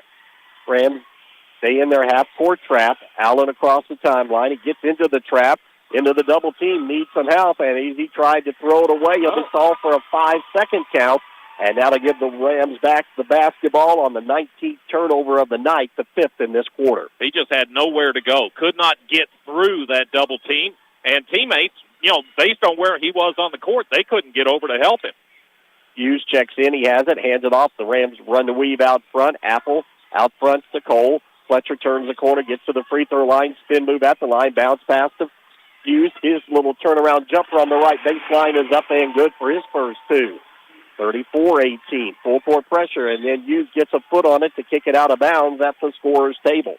Well, when your shots are not falling like they weren't for Kirkland in that first half, get a little closer. That he did. First 2-point attempt of the night went in. Get him 2 and Paoli 2 more. Fish drives baseline into a double team, needs some help to Allen. Allen, left side, short corner jumper from the left side is up and good. Reese Allen with 6. 34-20, finally. Wolfpack get on the scoreboard here with 2:33 to go on the Sullivan Financial Consulting of Raymond James scoreboard. Trail it now by 14. Between the circles, Cooper Spires on the double high post. Looking down low, they posted up Apple on Braxton Bowman down on the baseline. Shot by Apple, no good, and the rebound cleared out of there by Fish. Rams got what they wanted, but again, couldn't get that close-in shot to fall. Bowman across the timeline. Hesitation move all the way to the rim. His scoop shot comes up short, no good. Rebound, Apple brings it up quickly with the dribble. Hits the trailer. Hughes steps into 3. Right of the key, short, no good. Bowman the other way with the long rebound, but there's Spires to fight for it. Still loose on the floor, as down there was Fish along with Spires and Apple. It'll be a jump ball, and Paoli will have it on the alternating possession. Substitution for Paoli. Justin Thornton will come back into the ball game. Cooper Spires, he will get a little bit of a rest here at the end of this third quarter. Dakota Apple on the baseline with 1:55 to go as Devin Decker re-enters the lineup, and Brody Fish will come out for Crawford. Talked about how fouls could play a big part in the second half, but so far only one foul on each of the two teams. Timeout going to be taken by the Rams. 1:55 to go in the third, a 14-point Paoli lead. You're listening to Rams basketball on Mix 95.3. Riley Oil is pleased to announce they are once again pumping gas for their valued customers after the 2023 tornado outbreak at their Paoli location. The Riley family invites you to stop in and fill up with quality Marathon gasoline and diesel. Stop in and check out the facility, grab a cold drink and a Hoosier Lottery ticket. Be sure to visit their other 2 locations in Orleans and Hardinsburg and grab a snack, drink, or something cooked fresh from their grab-and-go hot bar. Riley's Marathon offers after-hours pay at the pump for your convenience. Visit them off the east side of the Paoli Square in Orleans and Hardinsburg. A minute 55 left in the third quarter. Paoli out in front, 34-20. They used what turned into a 14-0 run to get that lead up after Crawford County was within 2. So, right now, what's the difference? It's shooting. As simple as that. Paoli, 5 of 10 here in this third quarter. Crawford County, they are just 1 out of 7. Apple on the baseline. Always got Thornton driving all alone from the left side. He went outside and cut back inside, lost his defender. First 2 for Justin. It's a 16-point lead. Full court pressure in the backcourt. Bowman has it. Bounce pass ahead to Mishkill, who checked in. Ricky takes it to the right elbow. Kick it out in the corner to Decker. He fakes, dribbles in. He lost the ball, but a reach-in foul going to be called on Justin Thornton. That foul on Thornton will be his second. Second on Paoli as a team. So Crawford County will have to inbound across the way, and they will actually stay down on the baseline to the right of the bucket. Give Thornton a chance to get the shoe back on, though. He's ready, and we're ready to go. Minute 37 to go. On the baseline, Allen gets it into Bowman. Bowman behind the arc to Allen in the corner, trying to post up Seibert to get it into him in the low block. Turns on the baseline, throws up a wild shot. Don't know if it was poked away or not. However, official said last touch by Seibert, and it goes back over to the Rams. That shot, it was actually behind the backboard. He was down low on the baseline. Thought he got bumped when he put the shot up. The official didn't give him the benefit of a call. Cole will bring it up with the dribble for the Rams. Bounce pass to Apple on the left side to Thornton. Thornton looks out high to use right side to Apple. Dakota waits for cutters to Cole off the screen. Bobbled it, got it back. Fletcher reverses, now steps back to the volleyball line and will reset it against the Crawford man-to-man. Cole dribbles into the arc, stops right at the free throw line in a double team. Needs some help, bounce pass Sullivan. He spins on the baseline, drives left side, shot no good. Ball tapped around, and Seibert touches it last as it goes out of bounds. Seibert, he's just doing a good defensive job tonight, limiting what Chad Sullivan can do. Chad, he was, 9 out of 9 from the field the other night, but still just has one field goal made tonight. Lob it right in front of the rim. Cole has it, put a little shot up. It hung on the rim and goes through for his 14th point of the night, and it's an 18-point Paoli lead. 49 seconds remaining in the third. In the middle, Decker has it. Cross the timeline, stops. Give it off to Allen. Allen to the right of the key with the dribble. Fire cross court. Mischel in the lane. Tried to dump it down low. Tipped away. Stolen. Apple ahead to a wide open Kirkland Hughes who drives, lays it up and in. 4 on the night for Kirkland.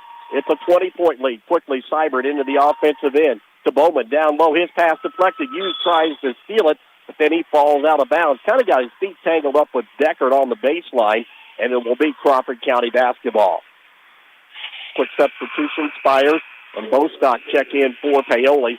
Cole will get a break here along with probably Chad Sullivan, yes. Yeah, they'll get a little bit of an extra blow with 23 seconds left in the quarter. Paoli on the defensive end.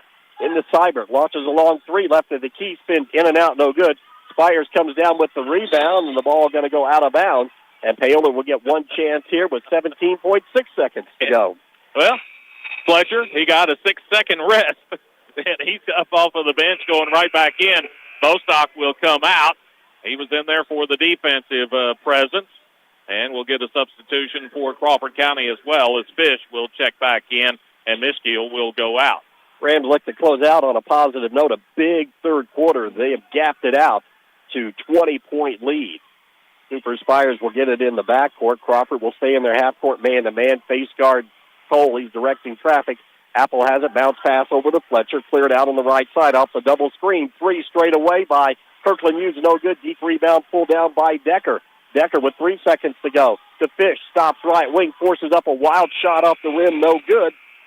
And that'll be the third quarter of play from Chambers Gymnasium on the Sullivan Financial Consulting of Raymond James scoreboard. Paoli on top, 40-20. You're listening to Rams basketball on Mix 95.3. Satisfy your cravings with KFC's world-famous fried chicken. What began from a humble service station in Corbin, Kentucky now includes over 24,000 KFC outlets in more than 145 countries and territories around the world. It's real meals made the hard way. Now you can enjoy their world-famous fried chicken in a variety of ways, from buckets to meal deals, sides, and desserts. Stop by the KFC at 925 North Gospel Street in Paoli. It's finger-licking good. Riley Oil is pleased to announce they are once again pumping gas for their valued customers after the 2023 tornado outbreak at their Paoli location. The Riley family invites you to stop in and fill up with quality Marathon gasoline and diesel. Stop in and check out the facility, grab a cold drink and a Hoosier Lottery ticket. Be sure to visit their other 2 locations in Orleans and Hardinsburg and grab a snack, drink, or something cooked fresh from their grab-and-go hot bar. Riley's Marathon offers after-hours pay at the pump for your convenience. Visit them off the east side of the Paoli Square in Orleans and Hardinsburg. Rams needed a run to start that second half, and they get just that in the third quarter. A 16-2 advantage for Paoli in that third period to break this game open to a 20-point lead at 40-20. We get ready to go with the fourth quarter of play. It'll be Crawford County basketball. Reese Allen, Brody Fish, along with Braxton Bowman, Devin Decker, and Blake Seibert. Rams go with Fletcher Cole, Chad Sullivan, Traylon Minton, Justin Thornton, and Cooper Spires to start the final 8 minutes. Rams will pick up in the half court in their man-to-man. Bowman to the left of the key to Allen. Allen looking down low, trying to post up. Seibert, he gets it in, dribbles into the left side. His shot no good. Thornton up there on the offensive rebound on the weak side, pulls down that rebound, and he will give it off to Cole. Cole steps into 3, right of the key, off the rim, no good. Tapped out of there by Thornton to keep it alive over to Spires. Spires dribbles in, back out to Minton. He drives all the way in the basket, put it up, and a charging foul will be called as Decker slid in there to stop his pass to the basket. Stopped his pass to the basket, and also got the fourth foul of the night on Traylon Minton. He will go to the bench just that quickly. That is team foul number 1 here to start the fourth quarter. Decker needs some extra time to lace up a sneaker at midcourt, and he does, and Justin Thornton just snugs up his a little bit as well, and we're ready to go as the Rams stay in their 2-2-1 full-court press. Allen comes into Seibert in the backcourt, right back to Allen, the two seniors who start here on this team for Crawford County. Allen across the timeline as he weaves his way in. We get a foul away from the basketball, and it looks like Brody Fish will be called for a moving screen. Yeah, just raise the arms just that little bit, trying to set that screen. That's going to be the second foul on Fish, first on Crawford County here in the quarter. Paoli, third quarter, 8 of 15 overall, 53%. They're now 15 of 44 for the game, 34%. So better than half of their made field goals were in the third quarter. Lob it down low to Thornton, catches and lays it up in one motion on the nice diagonal pass out high from Kirkland Hughes. 4 points on the night for Thornton off the bench, seeing minutes because of the ankle injury to Dane Padgett. The Rams had hoped to set him tonight so that he'll be ready for Friday. Allen dribbles between the double team, kick it out into the corner. Bowman launches three left side, and he knocked it down. And a timeout going to be taken by Crawford County. Rams lead at 42-23 with 6:53 to go. You're listening to Rams basketball on Mix 95.3. Invest where it matters most, in the people and the potential of Orange County. Over the last decade, through the power of giving, the Orange County Community Foundation has helped thousands achieve their dreams, distributing numerous dollars in scholarships and grants from endowed funds. And we're just getting started. Scholarship applications will open soon, giving Orange County students the chance to unlock new opportunities, realize their full potential, and leave their mark on the world. Plus, be on the lookout for details on our unrestricted grants program, empowering local nonprofits to continue their philanthropic work and address the most pressing needs in our community. In 2024 alone, this grant cycle poured over $85,000 into our community, supporting many programs. Looking to make a lasting difference? Start a fund with us today and create a legacy that grows year after year.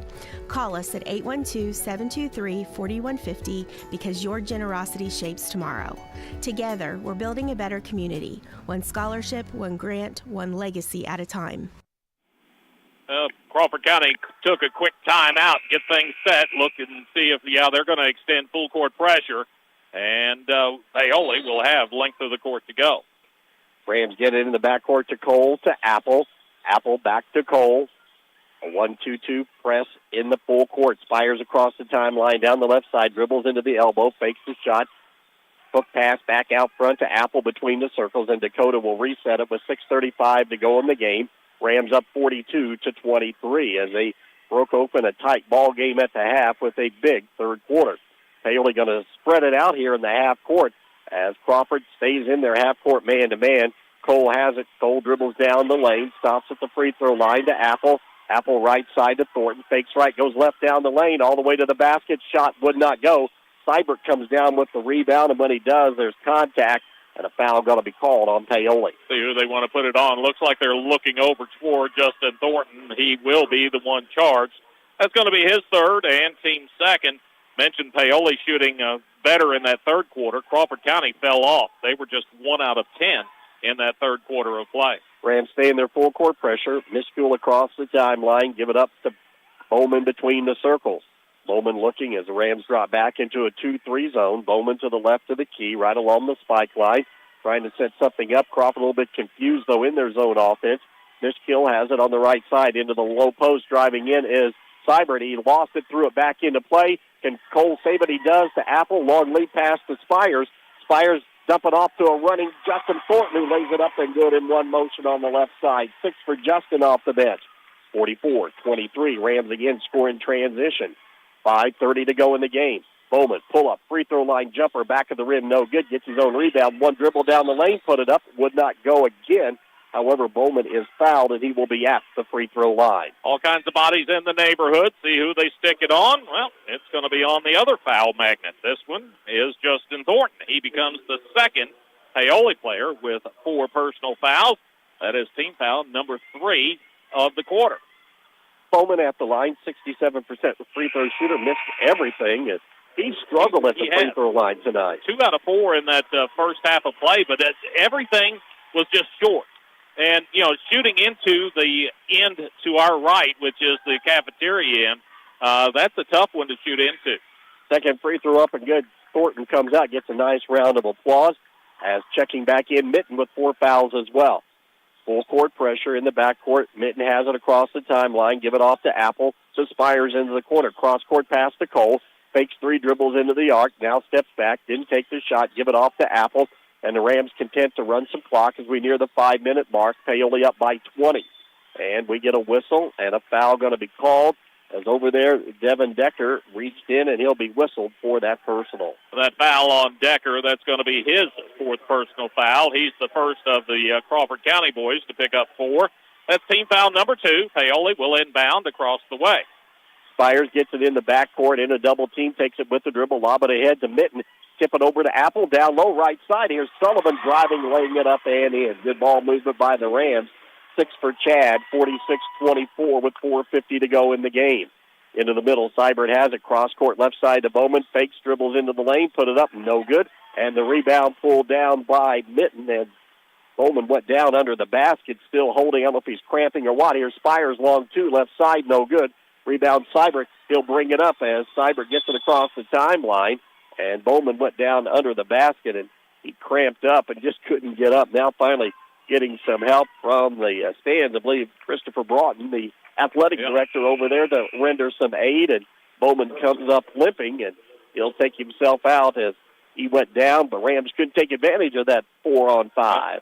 Yeah, and where he fell, the officials, they were having a hard time picking him up. He fell behind the support for the basket, and on the floor, it kind of blends in. Crawford County has the basketball in the half court. Allen has it to the right of the key. Rams stay in their 2-3 zone. Mishkill to Allen. Allen near the center circle, keeps the dribble alive. Veers to the left of the key. Hesitation move down the lane. Put it up in a double team and got it. Reese Allen, another fine shot off the dribble. He's got 8. Quickly up to Cole across the timeline. Fletcher to the offensive end. Dribbles between a double team as he gets right near the 3-point arc. Reach-in foul going to be called on Crawford County. See who that foul's going to be on. Looks like Fletcher Cole, just kind of forcing the issue a little bit. And that foul is going to go on Reese Allen, 24 in white. That's his 3rd and team 3rd as well. Give it out to Paoli to the left of their bucket. Cooper Spires will throw it in. Rams line it up along the free throw line into Apple on the left wing, right back to Spires. He'll lob it out to Mitten. He'll give it right back to Spires in the double team to Mitten right along the free throw line. Rams go 3 out and 2 under in their delay. Here's Cole driving down the lane all the way to the hoop. Blocked out of there nicely by Allen, and Mishkill comes down with the rebound. Good defensive play by the Pack. Out high, and Fish had it, lost it, threw it back in. Ahead to Sullivan on the steal. Here's Cole, easy 2 of the night, lays it up and in. He's got 16. 48-26 with 3:35 to go in the game on the Sullivan Financial Consulting of Raymond James scoreboard. Allen brings it up. Rams little token pressure this time. Allen into the corner. Mitten got a hand on it, and Brody Fish caught it, but he was standing on the sideline out of bounds. Give it over to Paoli. Substitutions coming in for Paoli. Kirkland Hughes. He will see some more action. See that Braxton Bowman, after going out with the cramping issue in one leg, he's back in, still rubbing at that leg. And for Paoli, who else was it to come in? Justin Thornton checked in as well. That was 24 turnover the night, 10 in this half for Crawford County. 48-26 Rams on top as we get a lot of contact near the center circle. And a reach-in foul going to be called on the guy who just checked back in, Braxton Bowman. Bowman picks up his 3rd personal foul, so that's team foul number 4. One more before Paoli will start shooting free throws. Paoli looks like maybe start resting some of the starters as Chad Sullivan, will come out, and Jackson Reynolds in. Apple drives right down the lane. The defense comes over to him, so he dishes it off to Kirkland Hughes for an easy 2. 50-26 with 3:05 to go. Rams look to punch their ticket to the Friday night second semifinal round game. Well, they will make a winner of Eastern and Clarksville, who will play next. Bowman into the arc, kick it out. Seibert, long 3, left side, up and good. Blake Seibert drills a long 3 and a timeout taken by the Pack. 2:54 to go. Paoli on top, 50-29. You're listening to Rams basketball on Mix 95.3. Get ready for a taste explosion at the Superburger in Paoli, home of the Triple Nuke, the burger that takes flavor to a whole new level. But that's not all. They now proudly claim the title of second best burger in Indiana. Sizzle into satisfaction with their mouth-watering patties made with locally raised 90% lean grass-fed beef with fresh ingredients that'll leave your taste buds begging for more. The Superburger, where every bite is a journey of culinary delight. Swing by today and discover why they are the talk of the town. The Superburger, West Main Street in Paoli, where the Triple Nuke reigns supreme and the taste is legendary. 2:54 left in this one. Big third quarter by Paoli has broken things open, and right now it's a 21-point advantage for Paoli at 50-29. Get some extracurriculars over here to our left. They're asking one of the folks to head on out, get that taken care of, and then we'll get back to action. Well, it was the fourth official, the alternate, up in the stands who heard something, and he asked that fan from Crawford County be removed, and he was. Okay. So that's his job. Yep, they'll get an explanation for that. And now we're back to action. Rams have it, the length of the court to go. Quickly use across the timeline for Paoli. He'll give it off to Reynolds in the backcourt to Bostock, who checked in. Thornton, also Ian Sullivan in at that break for Paoli. Bostock to Reynolds out front with 2:40 to go. Jackson through the double team. Oh, he's got a cutting Ian Sullivan who lays it up and in. Second basket of the night for Ian, 52-29 with 2:30 to go. Out front, Bowman, give it off to Allen. Allen between the circles on the dribble. Give it to Bowman. Bowman spin move, elbow jumper, right side, up off the glass, no good. Ball tipped around loose. Allen has it in traffic, put it up underneath, no good. And finally, Kirkland Hughes comes out of there with it for Paoli. He'll bring it up with the dribble to the free throw line, kick it out in the corner to Sullivan. Ian down the lane, jump stop, shot up in traffic, and he got it. Nice move off the dribble by the sophomore Sullivan. 54-29 with 2 minutes remaining in the ball game. Allen between the circles, crosses over down the lane, put up the shot in the double team, no good. However, Kirkland Hughes will be called for a slap on the wrist. That foul on Hughes, just his first. Team fourth, so no free throws to be taken by Crawford County. Well, normally he was fouled in the act, so that will put Reese Allen to the free throw line. Allen, 63% free throw shooter, 6-foot senior, shot up and good. He has 9, looking to close out his career with a double-digit scoring night. As checking in will be Lucas Cox, and coming out will be Braxton Bowman. And also Blake Seibert, the senior, will come out for a final time as well. And he'll get a nice round of applause for the Crawford County fans here. And Lyden Poe will check in for the Rams, and Kirkland Hughes will come out for Paoli. Get everybody situated here along the free throw line area as Allen gets ready to take his second shot. It's on the way. It's good as well. And that will allow Levi Richardson to come in and replace Reese Allen in the lineup. Just the two seniors on this ball club, Blake Seibert and Reese Allen, but that'll be some big shoes to fill for Crawford County. Definitely. Got the big kid in the middle and your point guard. Out front with 1:50 to go, Jackson Reynolds over to Sullivan on the left side. Ian with the dribble, give it off to Bostock. Bostock swing it left side of the key. Justin Thornton, who played well off the bench tonight, to Reynolds. Reynolds will back it out between the circles, gets it to the elbow, hands it off to Bostock. Bostock working out front to Sullivan with 1:30 to go. Thornton has it to the right of the key to Reynolds on the bounce pass. Reynolds between the circles. Crawford staying in their half-court man-to-man. Reynolds around his defender. Pull up 13-footer off the dribble. No good. Ball tipped around and finally pulled out of there by Hensley, who checked in as well. He'll give it up in the backcourt. Signs will bring it up. He saw action in the first half. Swing it back to the left side to Cox. Right along the free throw line. He turns, goes down the lane, lays it up and good. Nice play by Lucas Cox. His first two of the night. 54-33 with a minute remaining on the Sullivan Financial Consulting of Raymond James scoreboard. Rams looking to advance to the semifinal round on Friday night, awaiting the winner of Eastern and Clarksville in game number 2 tonight here at Chambers Gymnasium. Sullivan to the left of the key. Rams spread it out against the man-to-man, just running out the clock to Bostock. Bostock to the right, pulls it out. Ram fans stand up to applaud a victory that was very tight at the half before the Rams had a big 16-2 third quarter to break this one over. And Crawford just standing back as realizing the time on their season is winding down. We're down to the final 20 seconds. 54-33 on the Sullivan Financial Consulting of Raymond James scoreboard. Paoli going to pick up back-to-back wins over Crawford County to end the regular season and to start postseason play here tonight in their opening game of Class 2A Sectional 46. Down to 3-2-1, and the Rams are winners. Your final tonight on the Sullivan Financial Consulting of Raymond James scoreboard. Paoli 54, Crawford County 33. You're listening to Rams basketball on Mix 95.3. Satisfy your In cravings need of with a financial KFC. checkup? Consider Whitfield Investments for comprehensive investment advice and wealth management services.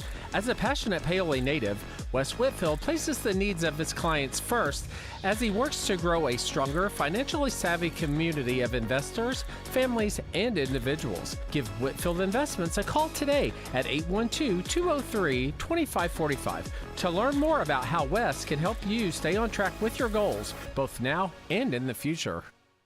Your high-end electronics and gadgets are only as good as your internet service provider. Stop the frustration of slow and unreliable internet service with a call to Orange County Fiber. Call Orange County Fiber and check out their brand new fiber packages that include lightning-fast upload and download speeds for households that stream, game, and surf the internet. Call Orange County Fiber and see the difference fiber can make in your daily life or your business operation. Phone OC Fiber at 812-865-2229. Orange County Fiber, bringing high-speed internet to your community. Time rolls on and change happens, but some things remain the same. Banks send their profits to stockholders, and credit unions share profits with members and their local communities. The difference seems simple, but the effect is huge. Since 2021, Hoosier Hills Credit Union has donated over $500,000 to nonprofits, scholarships, athletic programs, and community foundations across central and southern Indiana. We're proud to give back to our local communities. If you'd like to bank local and build our community together, visit HoosierHills.com and join us today. Rams win it here tonight to advance to the semifinal round of Class 2A Sectional 46 on Friday night as Paoli a big second half to break this game open, and they win it 54-33. As we begin the OC Eats post-game show, OC Eats delivering happiness right to your door. We'll see you soon. This game was tied in the first half as Paoli really struggled to get shots to fall. One tie and one lead change. Crawford, just like the other night, their only lead came at 2-0. Paoli then came back with a 7-2 run. Looked like they might be able to gap it out, but they couldn't shake the Crawford County Wolfpack. It was 10-8 at the end of the first quarter of play. Paoli able to build that lead up to 6 points in the second quarter, but once again, Crawford able to battle back, and they trimmed the lead down to 20-18 with 1:10 to go in the first half of play. Paoli then got to 4 quick points to close out that quarter to get the lead up at 24-18. Paoli, though, then they came out in that third quarter of play and outscored the Wolfpack 16-2 as the Wolfpack, they struggled to score. In fact, they didn't get a shot to fall until the 2:38 mark, and by that time, a game that was 6 at the half was a 14-point margin for Paoli. And then the Rams, after that basket, closed it out on a 6-0 run, again, to make the advantage 16-2. And as you look back to the 4 points to close out the half, it was actually a 20-2 run for Paoli to finally give them some breathing room. And they were able to keep Crawford County at bay there in that fourth quarter of play. And Paoli closes it out with a 54-33 victory here tonight. With the win, the Rams pick up their 22nd win of the season, now 22-2, and Crawford County will end their season at 5-19. Taking a look at the rebounding, that battle was won tonight by the Wolfpack, who did a nice job here tonight. But they had a lot of opportunities to get rebounds because the Rams missed a lot of shots in that first half of play. Crawford County, 34 total rebounds, 13 second chance opportunities, while the Rams had 24 boards and 11 offensive rebounds. So Crawford County a plus 10 when it comes to rebounding. But the big difference that was made up once again like it was Friday night, the turnover department. Crawford County with 24 turnovers in this ball game compared to just 8 for the Rams. And Paoli able to pick up the win as they win and advance in sectional play in their first round game as they defeat the Wolfpack for the second time this season, 54-33. We'll continue with the OC Eats post-game show. You're listening to Rams basketball on Mix 95.3. Discover the convenience of Hoosier Hardware, now offering a comprehensive selection of ammunition for all your shooting needs. Located on 1st Street, 1 block from the square, we are your one-stop shop for plumbing, electrical, painting, mobile home parts, water heaters, and general hardware supplies. In addition to our extensive inventory, we fill propane tanks, providing you with a cost-effective solution. Visit us today or call 812-723-2708 to see why Hoosier Hardware stands out for quality and service in the community. Introducing Log Creek Creations and Events, your premier special event planning destination in Paoli. Led by the talented Lisa Thomas, she specializes in creating unforgettable experiences for weddings, baby showers, graduation parties, birthdays, proms, and retirement celebrations. With warehouses full of unique decor items, we ensure your event stands out. Contact Lisa today at 812-620-5263 or visit the Facebook page for more information. Let Log Creek Creations and Events make your special day extraordinary. Cave Quarries Incorporated and Calcar Quarries, dealers of agricultural lime, crushed stone, sand, hot and mix asphalt materials, and asphalt paving, invite you to visit one of their 2 locations. Cave Quarries, located 3 miles west of Paoli on State Road 56, and Calcar Quarries, located 2 miles east of Paoli on Highway 150. Phone 936-4923 for Cave Quarries Incorporated and 723-2109 for Calcar Quarries. Services you can count on. Quality guaranteed. 54-33, that's the final tonight in this opening game on this second night of the Paoli sectional here at the Sweet Chambers Gymnasium on the James A. Babcock Court as Paoli pulls out the win to advance on to the semifinal round game, which will be game number 2 on Friday. And as we mentioned throughout this contest, coming up next, they'll play the winner of Eastern and Clarksville as we continue with the OC Eats post-game show. Well, looking at some of the stats from tonight's ball game, Paoli wound up shooting 39% overall, but it was a struggle to get up to that percentage. Paoli shot just 14% in the first quarter, shot 33% in the second quarter. First half, they're at 24% and really struggling to get shots to fall. But then in the third quarter, they get 8 of 15 to go, and in the fourth quarter, 7 of 12, so they were better than 50% in each of those last 2 quarters. The 22 of 56 overall figure also includes 0 for 11 three-point shooting for Paoli tonight. And I had to go back just to make sure I didn't miss one that I had circled as a make, and no, they did not make a three-point shot tonight. 0 for 11 overall, 0 for 1 in that fourth quarter of play. As far as free throw shooting for Paoli, 10 of 14 overall, 71%. All of those free throws were taken in the first half of play. Paoli did not get to the line in that second half of play. As far as Crawford County is concerned, they wound up shooting just 28% overall, 10 out of 36. The second and third quarters really drug their percentages down. They were just 2 of 8 in the second quarter, and then followed that up in the third quarter with 1 of 10 shooting, and that was the pivotal quarter of the night tonight. The 10 of 36 for Crawford County, it also includes 3 out of 10 three-point shooting, 30% there, but 2 of those made in the fourth quarter after things had already been decided. Crawford County got to the line 16 times tonight. They made 10 of those for a 63% free throw percentage. Well, again, your final, 54-33. Paoli advances to Friday's semifinal round. Crawford County bows out with a 5-19 overall record. We'll take a break, and when the OC Eats postgame show continues, we'll be taking a look at individual scoring from tonight's ball game. You're listening to Rams Basketball on Mix 95.3. Paoli Health and You Living can make a is difference a in senior the life living of abused and neglected children in Orange County. I'm Orange County Circuit Court Judge Steve Owen, and we have a court-appointed special advocate program, or CASA, right here in Orange County, and we need your help. There's no special skills required, and we can train you on the skills that are needed. All you have to do is just call Robin Brown today and tell her that you want to help us help these children feel safe and loved here in Orange County. That's Orange County CASA at 812-653-4889. Paoli Health and Living is a senior living community that's not like the others. It's rich in history, a community landmark, and a place to call home. Get the care you need and deserve with Paoli Health and Living rehabilitation programs. Be unstoppable and take the guesswork out of therapy with their unique and personalized programs. And for residents needing extra care, the long-term care. You can make a difference in the life of abused and neglected children in Orange County. I'm Orange County Circuit Court Judge Steve Owen, and we have a court-appointed special advocate program, or CASA, right here in Orange County, and we need your help. There's no special skills required, and we can train you on the skills that are needed. All you have to do is just call Robin Brown today and tell her that you want to help us help these children feel safe and loved here in Orange County. That's Orange County CASA at 812-653-4889.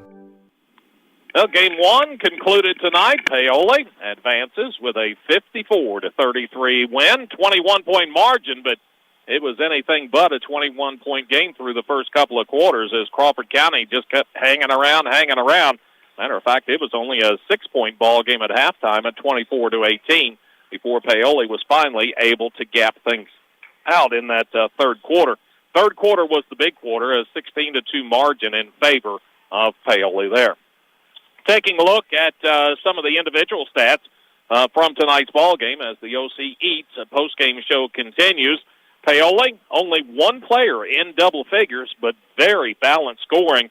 Balanced scoring that includes 21 points off of the bench tonight, and they needed each of those as those guys came in when Paoli was getting into some foul trouble and played well. The 16 points for Fletcher Cole leads the way. Got off to a slow start in that first half. Then he kind of pulled back on the shooting in the second half, was more of a facilitator, and as a result, Paoli was able to get some easy buckets. So 16 for Fletcher Cole, then 7 points for Traylon Minton. Minton was a big part of that third quarter run. He comes out, gets 2 early buckets. Crawford County just lost him defensively, left him all alone under the bucket, and he was able to get a couple of shots to fall there. Then the rest of the way for Paoli scoring, you've got 4 kids with 6 points apiece. Chad Sullivan, a little bit of foul issue in the first half, limited his minutes, but he finished with 6. Then you've also got, Kirkland Hughes. He finished with 6. Ian Sullivan off of the bench, same as Kirkland, off of the bench with 6. And Justin Thornton off the bench with 6 points. Then 3 points for Jackson Reynolds, 2 points apiece for Dakota Apple and for Cooper Spires. As far as Crawford County is concerned, Reese Allen, he leads the way, double figures there with 10 points. Then 9 points for Blake Seibert, 8 points for Braxton Bowman, 2 points for Devin Decker, 2 for Lucas Cox, and a single point for Landon Sines. All right, scores by the quarters. After 1 quarter of play, it was close, a 10-8 ball game in favor of Paoli. Second quarter, Paoli wins that quarter, but by a narrow margin. This time, a margin of 4 at 14-10. That got us to our halftime score of 24-18. Third quarter, that was the big quarter for Paoli as they outscored Crawford County by a margin of 16-2. That left us with a 40-20 score after 3 quarters of play. And in that fourth and final quarter of play, Paoli wins that quarter as well by just a point at 14-13. That got us to our final of 54-33. Well, the second game played in this section, of course, last night. Things got started off with Mitchell taking care of Salem. And then tonight, Paoli wins and advances. The second game could be a really good matchup if it follows suit of the regular season, which Eastern won, I believe, in double overtime over Clarksville. So we'll see how this one does play out. And, of course, that will be the winner that Paoli will take on in game number 2 come Friday night. We'll continue with the OC Eats post-game show. You're listening to Rams basketball on Mix 95.3.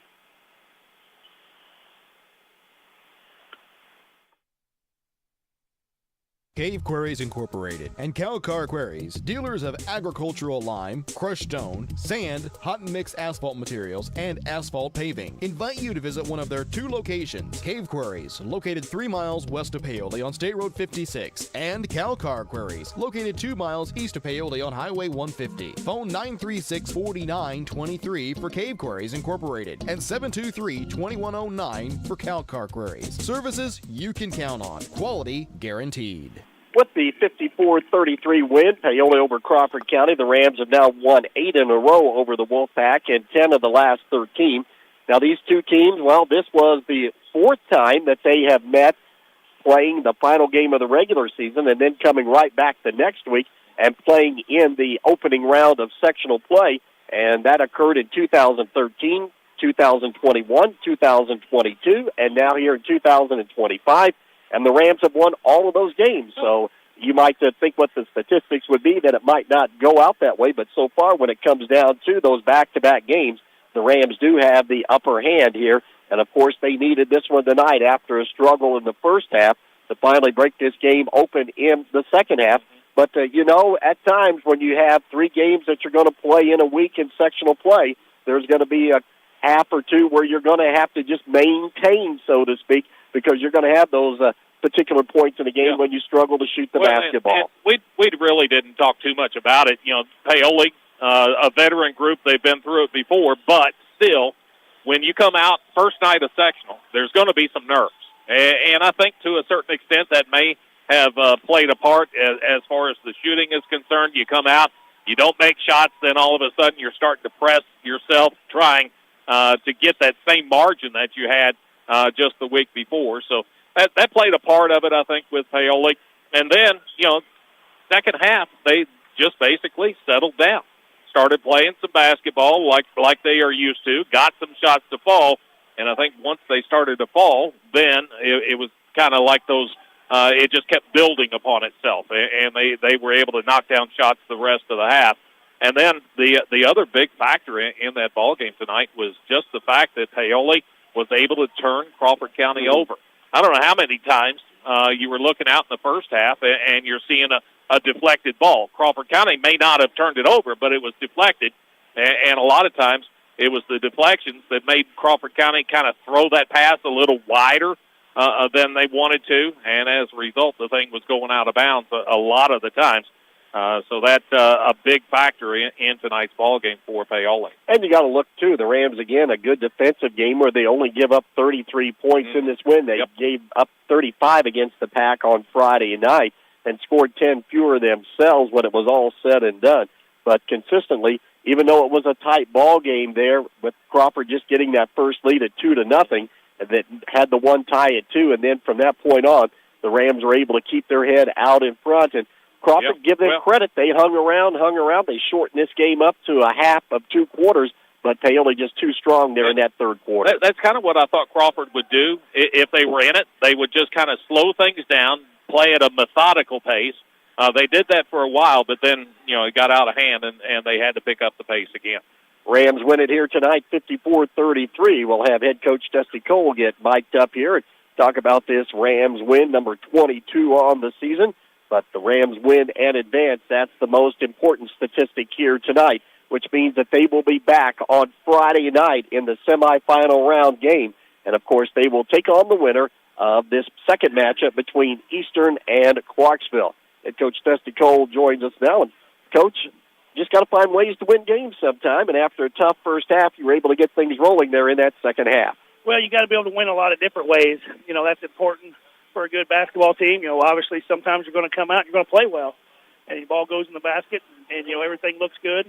But there's also other nights you got to grind one out.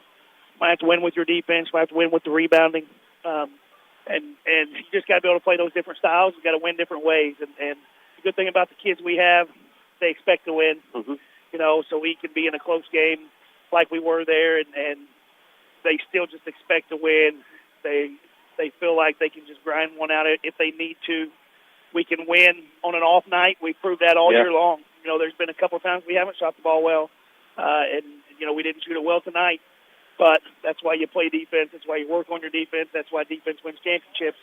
I thought we did a pretty good job playing defense for 32 minutes. I did too, Coach. That was what Bert and I were just talking about before you came up. The constant tonight was the defense throughout the first four, in fact, first, second, third, and fourth quarters. No doubt about it. And, we did a couple things. We was able to keep their best scorers and kept the ball out of their hands a little bit, kept their scoring totals down. They got a couple kids probably averaging 15, 16 points at least.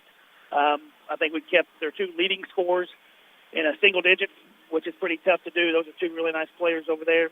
And then we caused a lot of turnovers, which is something we want to try to do with our defense. We flew around, but we were still able to get stops too. We didn't give up a lot of layups on the back end of stuff. We were pretty solid.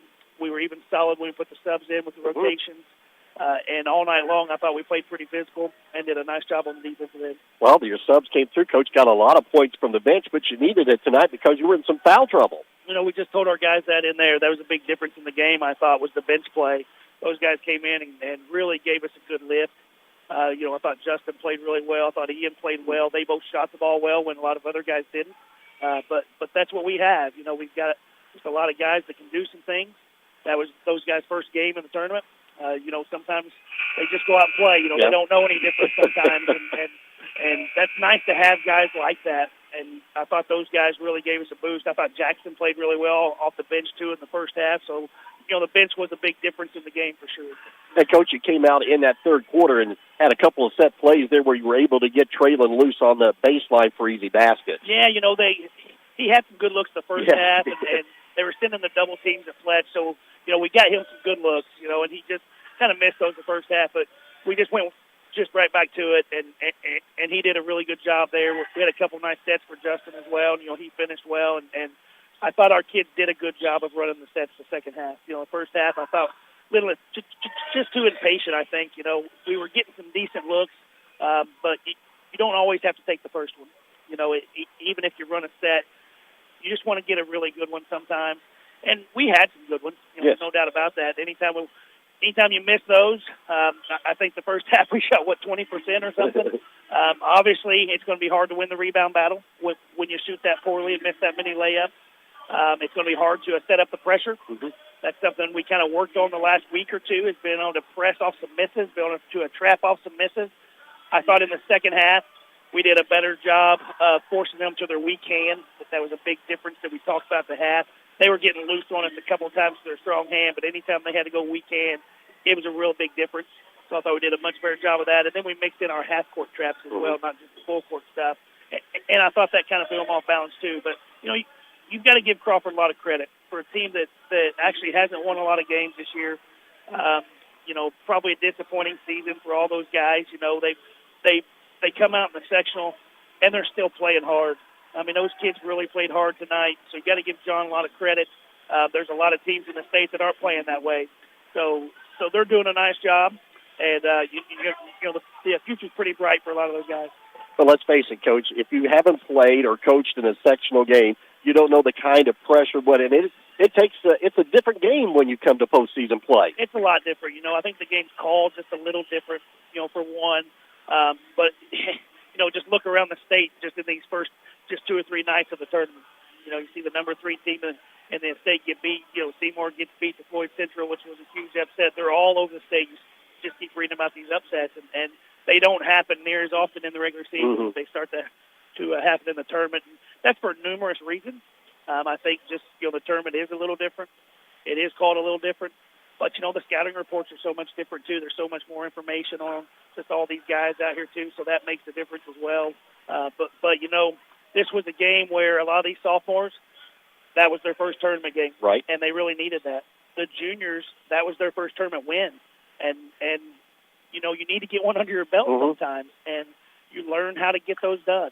And that was big for us to be able to get that win for them. And, Fletcher's the only kid that has actually won a couple games in tournament, and, he's won a sectional. But all these guys are shooting toward that. But now that they have some experience, we kind of got through that first one, I think it'll make a big difference. Well, we always say you take them one game at a time, and that's what you did tonight. So that sets you up now to play again on Friday night. And we ended a lot better in the second half. We got things going a little bit.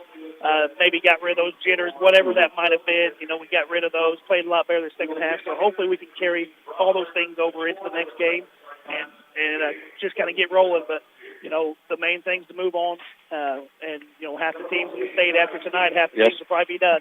So, we're moving on, and that's the most important thing right now. All right, Coach, thanks for joining us. We'll talk to you Friday night and see who will play then. Thank you. All right, head coach Dusty Cole of the Paoli Rams. Winners tonight over Crawford County, 54-33, your final. We'll be back to wrap up the OC Eats postgame show. You're listening to Rams basketball on Mix 95.3. Craving your favorite meal, but don't want to leave the house? OC Eats has got you covered. We deliver from the best restaurants in West Baden, French Lick, and Paoli every day from 11 a.m. to 9 p.m. Whether you're in the mood for burgers, pizza, Chinese, Japanese, ice cream, or something else, we've got you covered. Just visit getoceats.com. That's GETOCEATS.com, or call 812-653-7431, and we'll place the order for you. OC Eats, delivering happiness right to your door. We'll see you soon. Paoli follows the formula that you need in postseason play. That's win and advance, even though it was a struggle in the first half. Paoli able to come out with a big 16-2 advantage in the third quarter to break this game open and win it again the final, 54-33, which means that the Rams will be in action in the semifinal round Friday night here at the Sweet Chambers Gymnasium on the James A. Babcock Court, as they will await the winner of Eastern and Clarksville here in game number 2. As always, we want to thank our great sponsors for allowing us to bring you high school basketball, not only tonight, but throughout the entire season. A big thank you as well, a great job as always by our engineer and producer back at the studio tonight. That's been Melissa Wall, and most of all, thanks to you for listening. As we wrap up the OC Eats post-game show from Chambers Gymnasium, OC Eats delivering happiness right to your door. We'll see you soon. That'll be the second game on Friday night. Paoli taking on the winner of Eastern and Clarksville. Tip-off around 7:45. We'll be on the air around 7:30 with our pregame show. For Bert Pedigo, I'm Dave Dedrick. Again, your final tonight on the Sullivan Financial Consulting of Raymond James scoreboard. Paoli wins and advances over Crawford County, 54-33. Good night, everybody. High school sports on Mix 95.3 WUME is brought to you all season long by Bender Lumber, Cave and Cal Car Quarries, Dillman Scott Funeral Home, Hoosier Hardware, Hoosier Hills Credit Union, In Focus Eye Care, KFC of Paoli, Orange County REMC, Orange County Fiber, Orange County CASA, Orange County Community Foundation, Paoli Health and Living Community, Riley Oil Company, Sullivan Financial Consulting of Raymond James, Summers Seamless Gutters, Springs Valley Bank and Trust,